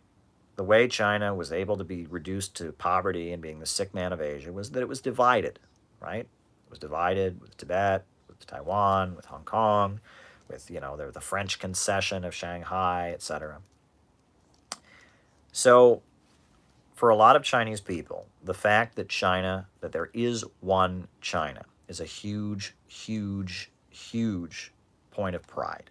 That when Mao said, the Chinese people, 1/4 of humanity have stood up, he meant all the Chinese, China is no longer divided. That's what it was. And the fact that that is one of the strongest arguments in the Chinese Communist Party's favor. They say, look, we have gotten this whole country together, right? Deng Xiaoping said before the Chinese Communist Party took power, people used to say China was like a heap of loose sand. It was a heap of loose sand. But the Chinese Communist Party made it into one solid rock. That's difficult, you know. It's a country, it's 1 in 5 humans are Chinese. So, you know, and that is a huge, they feel that the reason so many people have been lifted out of poverty, 800, 900 million people lifted out of poverty, the reason China has the second largest, and now at this point, the largest economy in the world, you know, it's because, part of that is because the Chinese Communist Party has been able to make one China. So if the United States looks like it is backing Taiwan in breaking away from China and declaring it is no longer China, and declaring the people on Taiwan are not Chinese, you know, China will send its military to Taiwan, I think. I think they will. And that's how it'll be. I mean, the USA is already selling weapons. The USA doesn't recognize Taiwan's government, right? They don't recognize the government on Taiwan. Henry Kissinger made that deal. They recognize one China, and it's on the mainland. But, yeah, I mean, Chinese people will not stand for Taiwan becoming independent. They will not stand for Tibetan separatism. They're not going to stand for Hong Kong separatism. Not going to happen. Uyghur separatism. No, I mean, what China has been able to accomplish, a big, big part of that has been because the Chinese Communist Party created one China. And, you know, the best way to divide people is to control. The best way to control people is to divide them, right? If you break up China into 1 million municipalities, the USA can rule over all of them, right? United, we are strong. So that's my spiel on that. Alrighty. Next, Oregon drug moves. Yeah, I mean, it's good. I don't think people should go to jail for using drugs. You know, never have thought that. The war on, I mean, locking people in jail doesn't solve drug problems. And, you know, I got in trouble in school for saying that. It was the dumbest thing. I remember when I was in school, you know, I wanted to write a report, you know, on legalizing drugs. And my teacher said, we're not allowed to discuss that. I said, well, I'm not going to say you should use them. I just want to write a report on it. No, we're not allowed to discuss that. Anytime I would raise my hand in class, shouldn't we legalize? No, we're not allowed to discuss that. And I'd say, well, there's a difference. I swear, I mean, my education in Ohio was not the best, but I swear, health class for 2 years, 7th and 8th grade, was nothing but don't have sex and don't do drugs for 2 whole years. I would, one period a day, you'd go to class and you'd hear, don't have sex, don't have sex, don't have sex, don't do drugs, don't do drugs, don't do drugs, don't have sex, don't. And they, I mean, it was really, really annoying. And part of the don't do drugs policy was you weren't allowed to advocate legalizing it. And I was saying, look, I'm not saying you should use it, but I'm saying it should be legal, right? That the war on drugs is not benefiting the population, and that locking people in jail. No, we can't discuss that. So that was that. I mean, no, I think it's good, but I'm also telling you that drugs are a method of social control, right? With opioids now, with the overuse, I think, of psych meds. People are prescribed psych meds way too much. We have social problems that are causing people to be depressed, but no, everyone's just given drugs. And I think that, at this point, a way to control the population, they see getting everyone doped up and drugged up, and, I mean, they're going to, they first they had the war on drugs. Now we're going to the ball is going to swing in the total opposite direction, and it's going to be get high, get stoned, don't worry about your future. We can't really offer you a future under this system anyway. We can't offer you a good paying job or the ability to be an adult and, get married and have kids. And we can't really offer this next generation a decent economic future, but we can sure offer you a joint. We can sure offer you an acid trip. So, hey, you may never actually have a fulfilling human life and get to have a family and have a house and a car and a white picket fence, but you can get high. And if you're an addict, you won't be too worried about it, will you? You'll just be chasing after your next fix. So we can arrange that. I think that may be where the ruling class is going, right?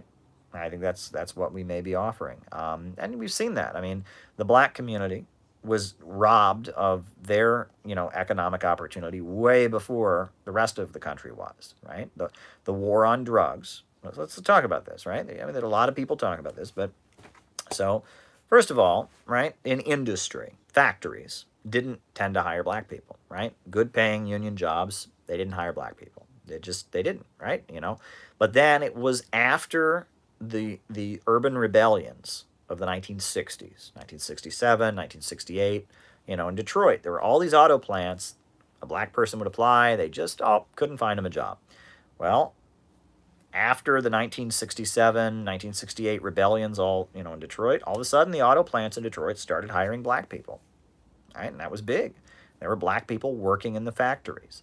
And the United Auto Workers Union had a kind of a bias in favor of the white workers. So the black auto workers in Detroit actually formed their own communist faction of the union. It was called DRUM, the Dodge Revolutionary Union Movement. DRUM. And eventually became the League of Revolutionary Black Workers. You can check it out. Read all about DRUM, right? It was a mass movement in Detroit. You had this communist black revolutionary faction of the United Auto Workers Union. And, and all across the country, Pittsburgh, places like that, black people worked in steel mills, black people worked in, it was big. But as, they talk about how the first places that the plants closed down were the inner cities, right? It was the first plants that closed down were where the black workers were, because they were more militant, they were more radical, they were more pro-union. Detroit got hit by deindustrialization before the rest of the country, right? There was Glenville in Cleveland. There was a car plant in Glenville. They closed it down, right? And they closed down the urban industrial jobs before they closed down the suburban and rural industrial jobs. That's a fact, because the black working class was more revolutionary. And as in the 80s, as those jobs in urban areas, urban factory jobs were disappearing, right? The steel mills in Cleveland were closing down. What hit the black community? The crack epidemic, right? And, you take away people's good-paying jobs, and, the above-ground economy disappears. The underground economy comes in.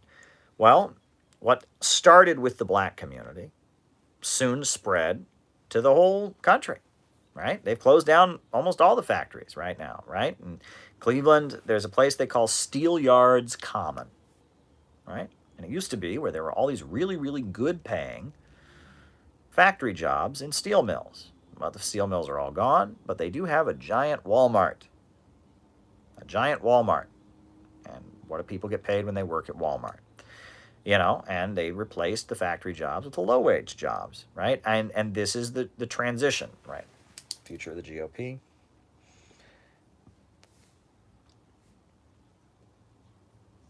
And, you know, now what do we have among the wider population? We have a heroin epidemic, right? We have, you know, a rising crime rate. I mean, it's happening. I mean, you know, the question is, how do you manage people? So, you know, I think that drugs are going to become much more drug addiction and all of that. It's part of their strategy of managing the population here in the United States. You know, distract us from the fact that we can't have a house and a car and the American dream. They'll get us addicts. An addict is a person who's very easy to control. And I'll talk about that more on another live because I got so many super chats to get through. All right. Supreme Court case. Yep.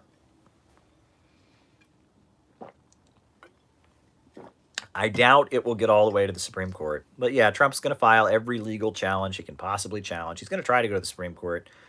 I have a feeling, nah. My feeling is, nah. I don't think it'll go all the way to the Supreme Court. Trump will try. And honestly, I don't think the whole Supreme Court has Trump's back. You know, Brett Kavanaugh has got Trump's back. Amy Coney Barrett probably has Trump's back. The rest of them, no. They were appointed by Republicans, not by Trump, right? So, no. All right. People's Party. Very exciting development. Very, very exciting development. Very, very exciting development, the People's Party. I hope they're serious. I hope they mean it. I hope they actually run candidates. I hope they actually challenge the Democrats from the left for real. I hope they mean it. You know, a lot of times, you know, there was a Labor Party that was declared in the 1990s. You know, I hope they mean it for real. I hope that they actually do what they're going to do, right? Americans buried in the Kremlin. Well, John Reed is buried in the Kremlin. There are some others. I think Charles Ruthenberg is buried in the Kremlin, but I don't know the names of all the Americans buried in the Kremlin. There's a few. John Reed, Charles Ruthenberg, but I don't remember all of them. All right. Left-wing accelerationism. Well, I always thought accelerationism was like when you wanted things to get worse so there would be a revolution. But I understand there's a different definition of it. So, you know, people have asked me this before, and I've given the standard answer, which is you never want things to get worse, right? And that, you know, it's like there's people that say, I'm going to vote to lower, to get rid of the minimum wage because I think people will be more revolutionary. And then I point out that actually that's not how revolutions don't simply happen from things getting worse. They happen from a movement, a fight back in response to things getting worse. But apparently there's another definition of accelerationism, that there's a like reinterpretation of the concept of accelerationism. So if that's the case, I don't want to get it wrong. So maybe I'll have to look into that. Libertarian to fascist pipeline. Well, I mean, I saw this many times that a lot of libertarianism, it starts out as you just want freedom. You're angry at both parties, and you feel like American Constitution and freedom has been eroded somehow. But then from there, it gets into a conspiracy theory. Well, why has it been eroded? Well, it's been eroded by a conspiracy. There's the Illuminati or the thing high up on the thing, or somehow, a vast conspiracy took it away. So what do we need to do? Well, we need to just purge the country of this great conspiracy, and then we can go back to the way America used to be, the great America. That's how a lot of libertarians think, and that's a very fascist narrative. I mean, it sounds an awful lot like somebody who said Germany used to be great, but then there was this evil conspiracy by a bunch of Jews, and they took over, and so then we're going to purge Germany of that evil Jewish conspiracy and make Germany great again, right? That was the Nazi narrative, right? And that is kind of a fascist narrative, right? That it's like, okay. And a lot of libertarians, that's basically the narrative that they have, right? America used to be the greatest country in the world, but then we got too liberal and socialist because we have a post office or something. And so what we need to do is we need to just purge the government of these evil communist conspirators, and we'll restore the republic, and it'll be so amazing. That's a fascist narrative. Now, it's not a fascist economic program necessarily, right? right? Fascism is a form of Bonapartism. Fascists usually use state power to some degree or other to try and stabilize the economy by beating people down. So it's not exactly fascism, but there is a fascistic edge to that narrative that a lot of libertarians have. No, a lot of libertarians really believe the Gilded Age, like the unregulated capitalism of the 1880s and 1860s and 70s was great. It was the best time in America's history. And that is nuts.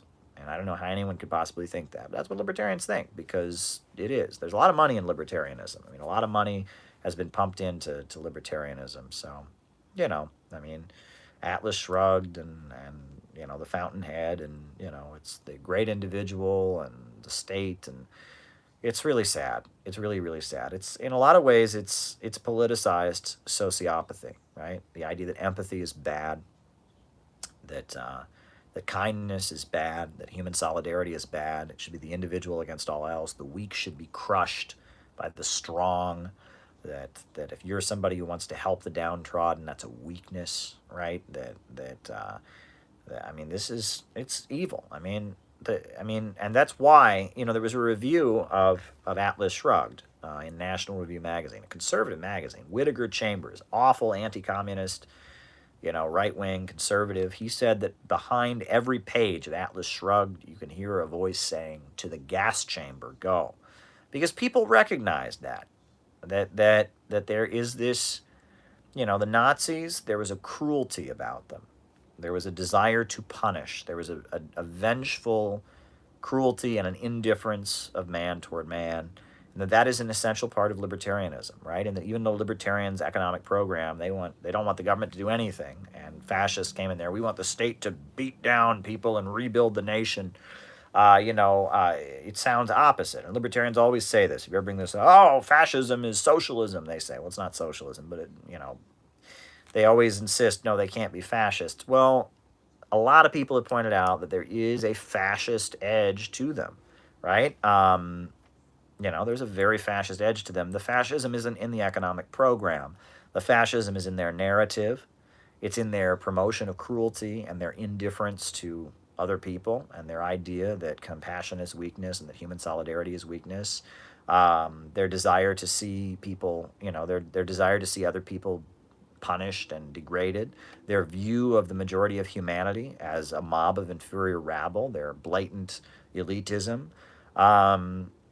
Libertarianism, Malthusianism, fascism. I mean, it's a vibe, right? It's a vibe that views humanity with utter contempt. It sees the people as the enemy, and has a destructive and pessimistic view, right? I mean, fascism ultimately wants to restore the past. It sees modernity and socialism and social progress as the enemy, and it's trying to restore the past. And that's what makes it right-wing. And libertarianism is also right-wing because it says, oh, we need to go back to the old economic policies. So, yeah, there you go. I mean, you asked about a libertarian fascist pipeline. That's what's there. All right. Someone said, is there going to be blood in the street? Well, I already answered the question about post-election violence. I think there's a good chance we'll see it. And if somehow Trump is able to steal it, definitely there will be riots. If somehow Trump is able to, is defeated, which is what looks most likely at this point, there'll be probably some right-wing retaliation. So I already answered that. Will Biden pardon Trump? No, it's personal, right? There has been a big fight in the ruling class. They're out for blood. Biden ain't going to pardon Trump, I'll tell you that much. Ooh, no. Biden is not going to pardon Donald Trump. Ooh, no. Nixon was pardoned, I believe, because that if he had been on trial, Nixon would have revealed a lot of things in order to defend himself that would have discredited the U.S. ruling class. Nixon...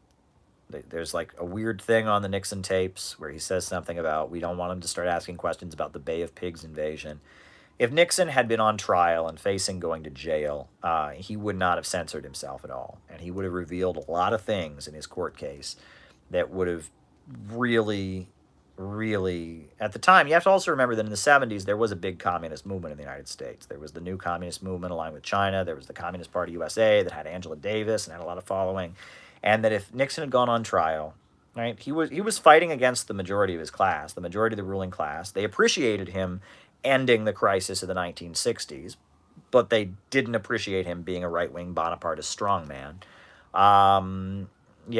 So, they wanted him out, but, if Nixon had been on trial and facing going to prison, he would have, he would have pulled out all the stops. He would have said, "You're going after me because of this," and he would have revealed a lot of stuff about Vietnam and a lot of stuff about, divisions in the ruling class and the CIA and the FBI, and there would have been a lot of revelations that would have really encouraged people to really distrust the U.S. government, right? And that's why, a lot of people, it's funny, will praise Gerald Ford and say it was just an act of courage on Gerald Ford's part to pardon Richard Nixon. And it was, the country was so divided. It was for the good of the country he did it. Well, it wasn't for the good of the country. It was for the good of the capitalist class, because a trial of Richard Nixon would have resulted in so much, so much being revealed. They had the church committees afterwards that revealed a lot of what the FBI and CIA did during the 1960s, COINTELPRO and stuff. But if they had revealed everything the Nixon White House had done, if Nixon had revealed all the dirt he had on other factions of the ruling class, it would have gotten ugly, right? They wanted to kind of patch things up. The Rockefellers took down Nixon, Gerald Ford, and then Carter, and and it was kind of truth and reconciliation for the 60s. Nixon was not going to go along with neoliberalism. He was happy to unleash neoliberalism on Chile, had no problem with that, but he was not going to unleash neoliberalism on the American working class. He needed those hard hat, what do you call them, Archie Bunker guys to back him, right? And he wasn't going to play ball with them, right? And he created all kinds of actually left-wing economic reforms, like creating the EPA and, creating OSHA. And, he did a lot of left-wing maneuvers because he was trying to stabilize the country. And the ruling class didn't particularly like that, and he was too strong, and they got rid of him. I actually wrote an article, remembering Nixon in the era of Trump. All right. Should socialists embrace spoilers? No, not necessarily. Look, the way Marxists and leftists participate in elections can change in all kinds of different circumstances, all the time. A lot of times communists will run simply to spread the revolutionary message, right? Like Christopher Hilleley in Vermont. He knew he wasn't going to win. He was running to spread communism, right? To get that message out there, and he did a great job with it. Over 3,000 people voted for him in Vermont. Right? It was a very small state. There's not 1 million people in Vermont, but as a communist with communist next to his name, people all across the state, over 3,000 of them voted for him, right? That's one way communists participate in elections. Sometimes communists will join like a movement campaign, like the Green Party, like, Henry Wallace when he ran for president in 1948. And Henry Wallace, he wasn't going to win against the Democrats and the Republicans, but his campaign was a campaign of, supporting the civil rights movement, opposing the Cold War, opposing McCarthyism, and, communists worked very, very hard to build that campaign. And sometimes communists will support a major candidate. Look, Roosevelt needed to win the 1936 presidential election. Lincoln needed to win in 1864. That's why Marx endorsed him. That communist tactics change based on the circumstances. Lenin said, if the situation changes in 24 hours, the tactics must also change in 24 hours. That we should constantly be just figuring out what works. The goal is socialism. And the tactics are what will get us to socialism, not what will make us feel good about ourselves, not what will make us feel like the most revolutionary ever, but what will actually get us closer to socialism. Right? And that's it. 1864, Marx endorsed Abraham Lincoln. Other times, communists have boycotted elections. Right? So it just depends on the situation. Right? And elections are a tactic. Right? It's an area where the class struggle can take place. Right? And, the point, why should you run in elections to begin with? Well, because for a lot of people, the only time they ever think about politics is during elections. You and me, if you're watching this right now, you think about politics all the time. You're walking to the store, you think about politics. You're taking a shower, you're thinking about politics. You're thinking about this, you're thinking about politics with a lot of depth that most people only think about politics when it's time to go vote, right? There's an election, they're like, who am I for, Trump or Biden? So if you sit that one moment, the only time they're thinking about politics, and if, as a communist, you say, you know what, I got nothing to do with that. I'm too good to worry about that. Well, you've just written off a huge chunk of the population that only thinks about politics when it's time to go vote, right? You know, if you want to get to the masses tend to vote. So you have to somehow participate in the election. Now, how you participate is based on the situation. Sometimes you'll participate just to get your name out there. Sometimes you'll help build a people's campaign. Sometimes you'll campaign for a major candidate. Sometimes you may boycott an election, right? I mean, it just depends on the circumstances. But if you don't do anything with the election, if you declare it to be impure, I'm a revolutionary, I want socialism, I don't participate, then, you know, if you do that, then you're not really doing your job, right? Christopher Hillelli, what he did in Vermont, I think is tremendous, right? Couldn't say that during his, campaign because I don't endorse any candidate as a journalist. After it's all over, I think what Christopher Hillelli did was great. I wish somebody would do that in every state. Can you imagine if there was an open communist, like an open Marxist-Leninist communist, like anti-imperialist socialist, not a Bernie-crat, not a narco-Bidenist, but like a real ML communist on the ballot in every state in the country. Wouldn't that be amazing? Tremendous? I think that would be tremendous, right? And going around and speaking throughout their state, putting forward a program calling for a government of action that would fight for working families, not given this, this liberal stuff, but actually stirring up the masses, talking about a popular power and a government of action. Wouldn't that be amazing? That would be tremendous. That would be tremendous. All right, the Ku Klux Klan and the Democrats. Well, the Democratic.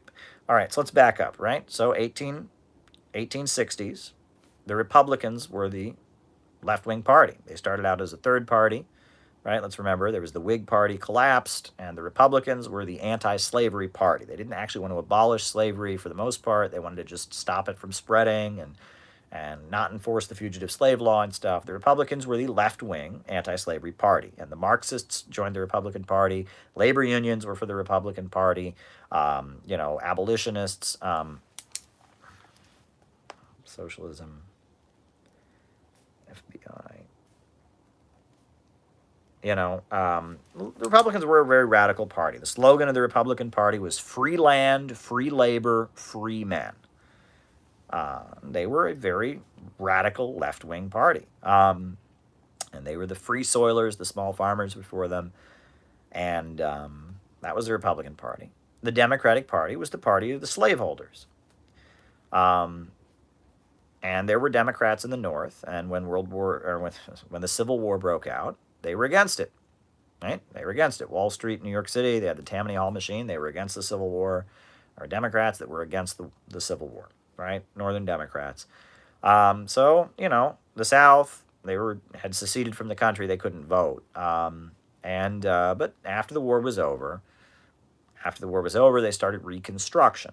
And so the Democratic Party saw the Republican Party as the party of the North, as the party of Abraham Lincoln, and the black people who were getting the right to vote. And in many parts of the country, black people were elected to office, and the Democratic Party saw the Republican Party as the party of black people.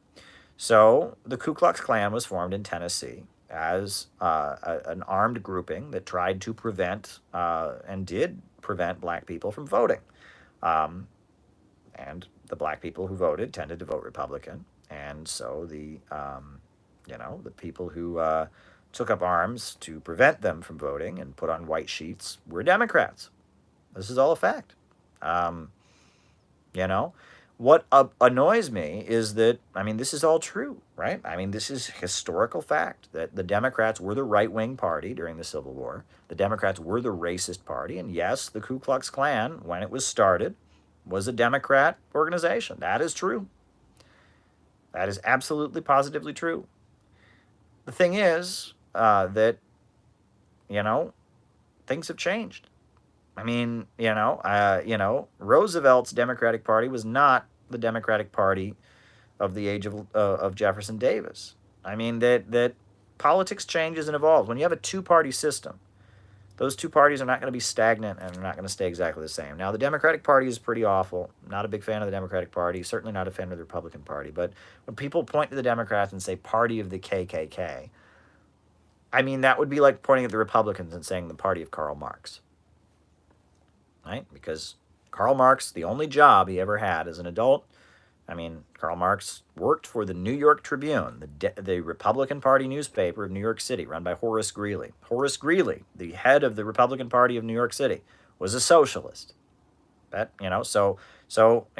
mean, you can point to the Republican Party and say the party of socialists. You can point to the Democrats and say party of the KKK. Or you can just say that the 1860s was a long effing time ago, because it was.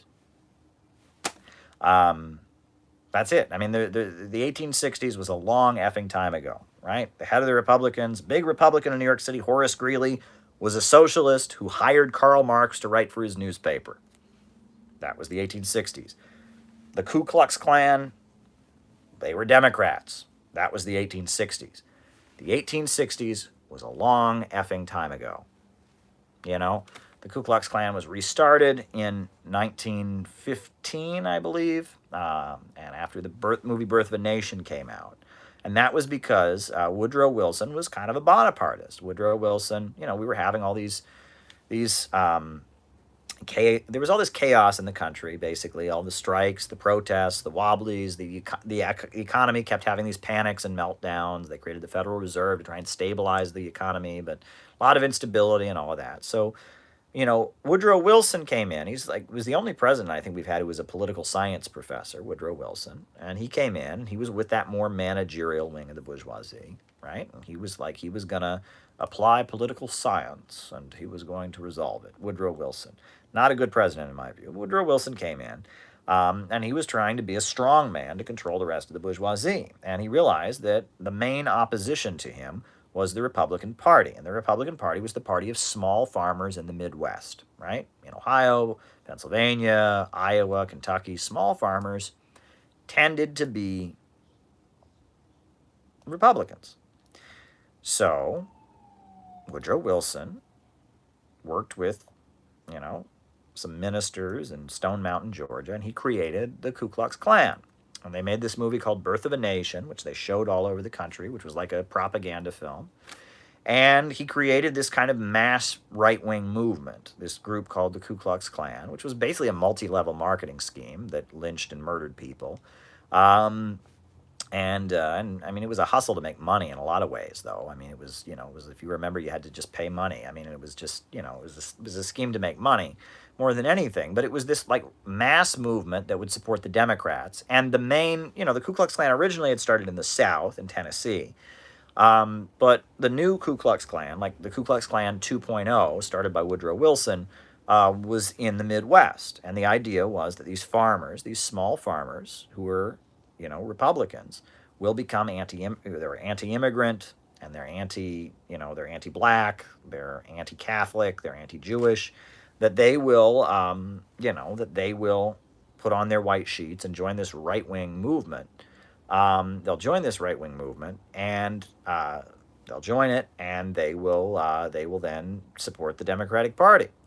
And so the Ku Klux Klan was kind of an attempt, and they'll be like his brown shirts, basically, right? It was kind of what Hitler later did with the brown shirts, right? And Woodrow Wilson was trying to do with the KKK. He was going to build this right-wing, bigoted organization that would be anti-Republican, would be anti-black, and it would be like his Bonapartist street fighting force. That was kind of the idea of like KKK 2.0.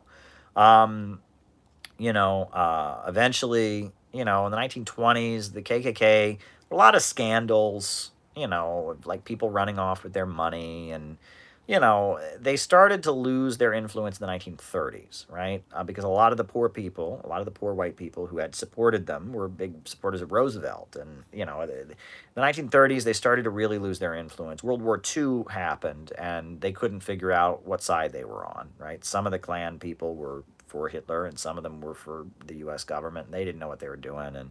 And then Superman was on the radio during World War II. During World War II, they had Superman on the radio, The Adventures of Superman. And since some of the Klansmen were supporting the Nazis, the Superman writers had the idea, and I think this was probably some kind of like FBI operation or something. We don't know. They started having Superman fight the Ku Klux Klan on the radio. On the radio broadcast, Superman would fight the Knights of the Fiery Cross, they were called. And so Superman on the radio would fight the Klan. And then they started leaking the actual secret handshakes and secret codes of the Ku Klux Klan onto the program. So they started, the government had infiltrated the Klan, and they started revealing the actual secret codes of the Ku Klux Klan on the radio show of Superman. And that was really demoralizing and humiliating for the Ku Klux Klan people, right? Because they thought they were part of this secret club with all these secret handshakes and secret rituals, and they would turn on the radio, and all their secret, handshakes and rituals and all of that were being revealed on the Superman program. And their kids, they'd see their kids playing Superman, and their kids would know all their secret passwords and all this. And so the Ku Klux Klan basically fell apart during World War II. And it was because they had been pro-Hitler. And the U.S. government, basically with the Superman program, with infiltration, with a bunch of them quitting because they were pro-Hitler. I think it broke into like 3 factions or something. It fell apart during World War II. So then, in like the 1960s or 50s, in response to the Civil Rights Movement, there were various people doing Ku Klux Klan stuff. But they were not, there was various, people that were trying to do Ku Klux Klan stuff in the, in response to the Civil Rights Movement. But it was never a mass movement. The Ku Klux Klan, it started out in Tennessee as a violent group that was trying to prevent black people from voting. The U.S. government eventually used troops against it. That was the Klan number 1. Klan number 2 started in the 1920s as kind of the Democratic Party building this mass hate movement. And the Klan number 2 was not primarily in the South. It was primarily in the Midwest. And then, after the Second World War, as the Civil Rights Movement got going, you started having people in the South do the Ku Klux Klan thing again to like fight the Civil Rights Movement, kind of. But that was kind of the end of it. In the 70s, David Duke did his thing and was kind of like, was kind of a celebrity. David Duke was like a celebrity, and he was going on television calling himself the new Klan guy, but that never had a mass following. There were never more than a few thousand people involved with that. The Ku Klux Klan is an interesting, someone asked about the KKK and the Democrats. That's why I'm answering this. The Ku Klux Klan is uniquely U.S., right? It is a U.S. formation. I heard that in Northern Ireland, like there were some Irish Protestants who were trying to have their own Ku Klux Klan for a while. And maybe like there was some South African, like apartheid guys that put on sheets or something, but it's really a U.S. thing. It's a U.S. thing. And, it's a unique aspect of American history. You talk about lynchings, you talk about all that. And it was just, it was fascism. And the Ku Klux Klan is a fascist organization. But it's kind of that's the Ku Klux Klan is probably the biggest like U.S. expression of fascism that we've ever seen. I would say, fascism is when there is a crisis in society. You will get a progressive wing that wants to build, and then you'll get a reactionary mass movement that wants to restore order by tearing things down and reinforcing oppression and such. And that's what the Ku Klux Klan was. And the Ku Klux Klan, I would argue, it was similar to, there was something in Russia called the Black Hundreds Party that was formed around the same time. And that eventually what happened with Hitler and Mussolini was kind of like the Ku Klux Klan. The Ku Klux Klan was it was like ahead of the game, right? That fascism, this kind of like mass hate movements, these kind of like mass brown shirt movements that back up one wing of the ruling class, and fight the communists and fight the left and attack minorities and stuff. That the USA kind of pioneered that. What Woodrow Wilson tried with the Ku Klux Klan is eventually what Hitler and Mussolini succeeded in doing with their brown shirt movements. So it's fascinating to read about. I think it's interesting history. Glad you asked. It's interesting history. Yeah, When in the '90s, I remember when I was a kid. I'll end this talk about the KKK. But I remember when I was a kid in the '90s. I'll never forget this. The Grand Wizard of the Ku Klux Klan was like speaking in Cleveland. Um, and of course, I lived like 2 hours away from Cleveland, so we're nowhere near the Cleveland. But we watched like the local news, and like every night on the news for weeks, they talked about nothing but the KKK guy, right? And they extensive interviews, and I mean, and the local KKK guy who was giving his speech, I guess he was also a karate expert, and so like they heard him talking about being a Klansman, and they also showed him doing his karate moves, and and it was like I was watching the local news with my family. It was like, and in 2 weeks from now, the Ku Klux Klan is having their rally in Cleveland, and in 3 days, and it was like every night, nonstop on the news, KKK in Cleveland are going to have their rally, and it was just nonstop. And so it finally happened, and the city of Cleveland bought a tank, like an actual tank, because they were worried about riots in response to the Klan rally. So the city of Cleveland bought a tank. And 4 Klansmen showed up. 4. And the local news filmed them. They wore their hoods, and they cussed and cursed and said lots of nasty, racially offensive things. And there was an army of police around them, and there was a big tank. And everyone felt really, really dumb. And, like, that happened in almost like every major city. Like, this happened in Buffalo, New York, and this happened in Pittsburgh, and it would be like every major city. They would do this. It was like an aspect of like American politics in the '90s. Would be like some Ku Klux Klan guy is going to have a rally, and he gets a permit to have a rally, and the whole city like goes on lockdown.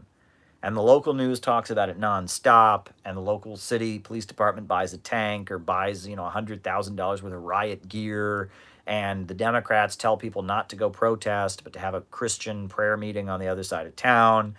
And, the communists, the anarchists and the Progressive Labor Party and the RCP and the Workers' World Party all show up ready for battle and end up like, having a scuffle with the police instead of with the Klan. And the Klan, 4 of them show up and dress in some crazy offensive costumes and say some really nasty offensive shit. And the media, points the camera at them and lets them say their nasty, offensive, awful shit. And the whole, it was just a nightmare. It was it was like Jerry Springer's show. He would always have the Klan.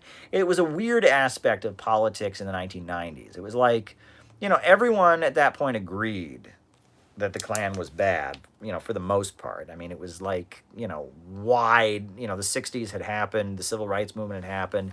So like among everyone agreed that the Klan were scum, but it was like this weird, like street theater that would happen in major cities. It was a strange aspect of the 1990s, very, very strange aspect of the 1990s. I remember being a kid in the 1990s, and yeah, and what happened in Cleveland when I was a kid happened in every city. And it was just it was bizarre, and it was almost like some kind of weird psychological experiment. It's like we're gonna have the Klan come to our city and have a public rally and see what happens. Because there were a couple instances where there were, in Toledo, Ohio. I remember that some Nazis had a rally, and it actually resulted in a huge urban rebellion. Like, people ended up fighting the police and burning a bar down, and, so the whole thing almost seemed like some kind of weird social experiment. Paul Cockshot, all right. Alrighty. Okay. Wow. Spent a little too much time on that question, but whatever. It's an important question, right? There's people not from the United States watching this, and I think it's important that they know about this too, because a lot of people look at America and American history and guys in sheets, and they're like, "What in the world?" So, I think it's good that I talked about it. All right. Liberalism, China soft power. Yeah, the Obama administration, their strategy in China is to build up American influence. There's a think tank in China called the Institute for Socialism with Chinese Characteristics. And, they push, they're funded by the Ford Foundation, and they try to push China in a more free market capitalist direction. Obama very much was trying to build up American influence in China. He very much was trying to do that. And he would say nice things about China. He would talk about, the fact that they had the world's first civil service examination. He praised the three-body problem, the Chinese science fiction novel.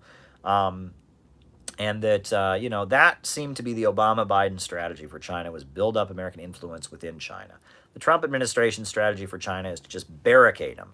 Just barricade them, trade war, right? So, yeah, there you go. I think that, but will Biden switch back to that, or will the neocons twist his arm and make him just trade war them? Who knows? Who really knows? All right. China opened up more recently. I wouldn't say they opened up more, but, China's constantly adjusting its economic model. All right, Myanmar. Right, I mean, the government of Myanmar is sympathetic to China. It cooperates with China. The USA would like to destabilize them because of that, no question. All right, future of the Republican Party. The Republican Party, I would say, without Trump holding them together, they are going to enter a strange moment of confusion. What does it mean to be an American conservative at this point? Who knows? American conservatism has largely become a worship of capitalism, right? Capitalism is, if you love capitalism, you're a conservative. Liberals are all a bunch of communists. The American way is capitalism. There's social conservatism, there's religion, opposition to gay marriage, opposition to abortion. But at the end of the day, right, it's a little bit awkward to be an American conservative because a lot of the things that conservatives care a lot about are not being destroyed by liberals. They're being destroyed by capitalism, right? Marx talks about the family, right? Conservatives tend to believe it's a big conspiracy of communist liberals destroying the family. But as Marx points out, who has destroyed the family and made it a mere, money relationship, capitalism has, right? Tradition, social stability, all these things that conservatives seem to be very concerned about, stability, tradition, order, they get ripped apart by capitalism, right? And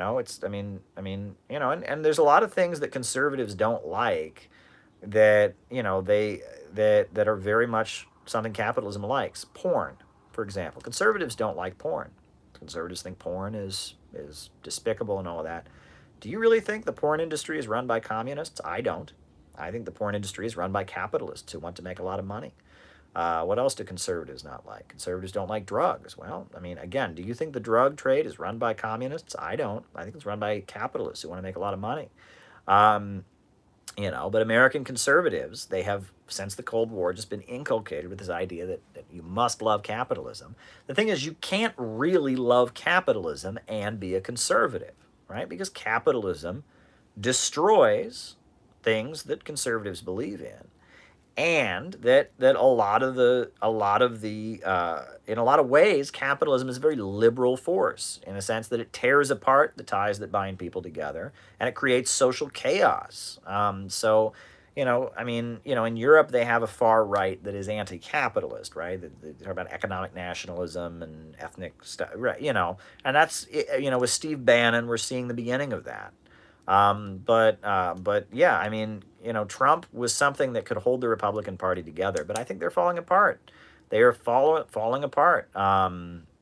They're really falling apart, the Republicans, because it's, what does it mean? What does it mean to be a conservative now in the United States? Who knows? Who knows? All righty. What's the future of the Republican Party? Well, it's not the neocons, but it doesn't appear to be Trump much longer. So what is it? What is the future of the Republican Party? Who knows? Who knows, right? I can tell you the only hope the Democrats have as a party is AOC, is Bernie Sanders, is real progressive sentiments. But the centrist wing of the party is going to fight that tooth and nail as much as they can. So I don't know what the future of either major party is. I think we may end up with multiple parties pretty soon, because I think both of the parties, the two parties, are run by entrenched power that comes from an old, outdated time. All right. All right. A socialism in the USA can't happen because of the FBI. Well, I wouldn't put it that way, right? That every revolution that has ever happened. Let me just, I'll answer the Paul Cockshott thing, and then I'll answer the socialism FBI question, and then we'll conclude. Because it's getting late, and my throat is running out. But as far as Paul Cockshott, I'm not as familiar with his theories. I'm not familiar enough to really criticize them or give them a good representation here, so I'm going to have to look into them. But as far as socialism and the FBI, here's the thing. Okay? And this is what you need to understand. Is that every revolution in history that has ever happened has started out as a fight within the ruling class. Right? The ruling class start fighting each other because their system doesn't work. And one faction of the ruling class tries to suppress another faction of the ruling class, and the capitalists start fighting with each other. And as they fight with each other, they bring working class people into politics. Right? Usually they try to depoliticize people. In normal times, the ruling class tries to just get people to not think about politics. But when there's a crisis in society, when the rate of profit is dropping, all of a sudden the ruling class starts trying to bring people into politics, to use them as foot soldiers against another faction. And that creates an opening. Right? The Russian Revolution happened because there was a big crisis in Russia about World War I. World War I was happening. Lots of Russians were dying. The economy wasn't good. The Tsar, was toppled. There was a fight in the ruling class. One section of the Russian ruling class wanted to continue fighting World War I, and another section of the Russian ruling class wanted to sign peace treaty with Germany. The Bolsheviks were this revolutionary party that had been against the war, and they had built up, they had cadre, they had a core of thousands of people who were full-time professional revolutionaries. And the section of the ruling class that wanted to end the war entered a strategic alliance with the Bolsheviks. And in that moment, the Bolsheviks were able to really expand their power and eventually become the new ruling party. That fight within the ruling class created the opening, right? You could have said, if you in 1900 in Russia, you could have said, well, Russia could never have a revolution. Look at the Tsar's secret police, right? That's not how these things work. That the lead up to a revolution always involves a fight within the ruling class, creating an opening, and then revolutionaries seizing the moment, right? Chinese Revolution, fight within the ruling class, right? Cuba. Every revolution that's ever happened in history has started out this way. So, you can't say that the USA could never have socialism because of one institution. What happens on the road to a revolution is that those institutions start fighting with each other and start encouraging activism and start encouraging people to get political. And that's where the opening comes from. Right? Yes, when society is completely normal and stable, the ruling class encourages people to not be political. But if you're in a situation like we're in right now, where there is a crisis of capitalism, the ruling class starts to want to use workers as its foot soldiers. And that creates an opening because people are being encouraged to think about politics. That creates an opening for people like us to bring in our revolutionary, anti-imperialist, and socialist politics and build up our own center of power and maybe eventually enter a strategic alliance with one faction or other of the ruling class. Right? That's how these things are done. Right? That's how revolutions happen. And a lot of people don't quite get that. A lot of people are naive. Trotskyism maintains that what the Bolsheviks did in July of 1917 is what all parties should do all the time. They don't get it. But when the capitalists fight with one another, right, that creates an opening for the people to get involved, and that creates an opening for revolutionaries to swing into motion. So that's what you need to understand, that you're saying that one thing could never happen because of this. Well, let's see how intense the crisis becomes. It's possible the U.S. economy is able to restabilize, but I don't think so. Right? I've talked about overproduction. I've talked about the computer revolution. This is a long-term capitalist crisis, and the deeper this crisis gets, the more people like you and me are going to be very, very relevant and important. But I'm going to tell you, there's all this talk about grifters and all this. If this just remains an entertaining YouTube spectacle, I mean, that doesn't mean anything, right? We need to build the Center for Political Innovation. We need to build a real think tank that is going to real people with a real message. There's a lot of people just on social media talking politics, but we need to build something solid, a real organization, a real think tank. That's what I'm dedicated to doing. I'm so glad this election is over. Folks, have a good night. Let me just conclude the way I always do. A new upsurge in the struggle against U.S. imperialism is now emerging throughout the world. Ever since World War II, U.S. imperialism and its followers have been continuously launching wars of aggression. But the people of various countries have been continuously waging revolutionary wars to defeat their aggression. And while the danger of a new world war still exists, and the people of all countries must get prepared, revolution is the main trend in the world today. While the danger of a new world war still exists, and the people of all countries must get prepared, revolution is the main trend in the world today. We need a government of action to fight for working families. Good night.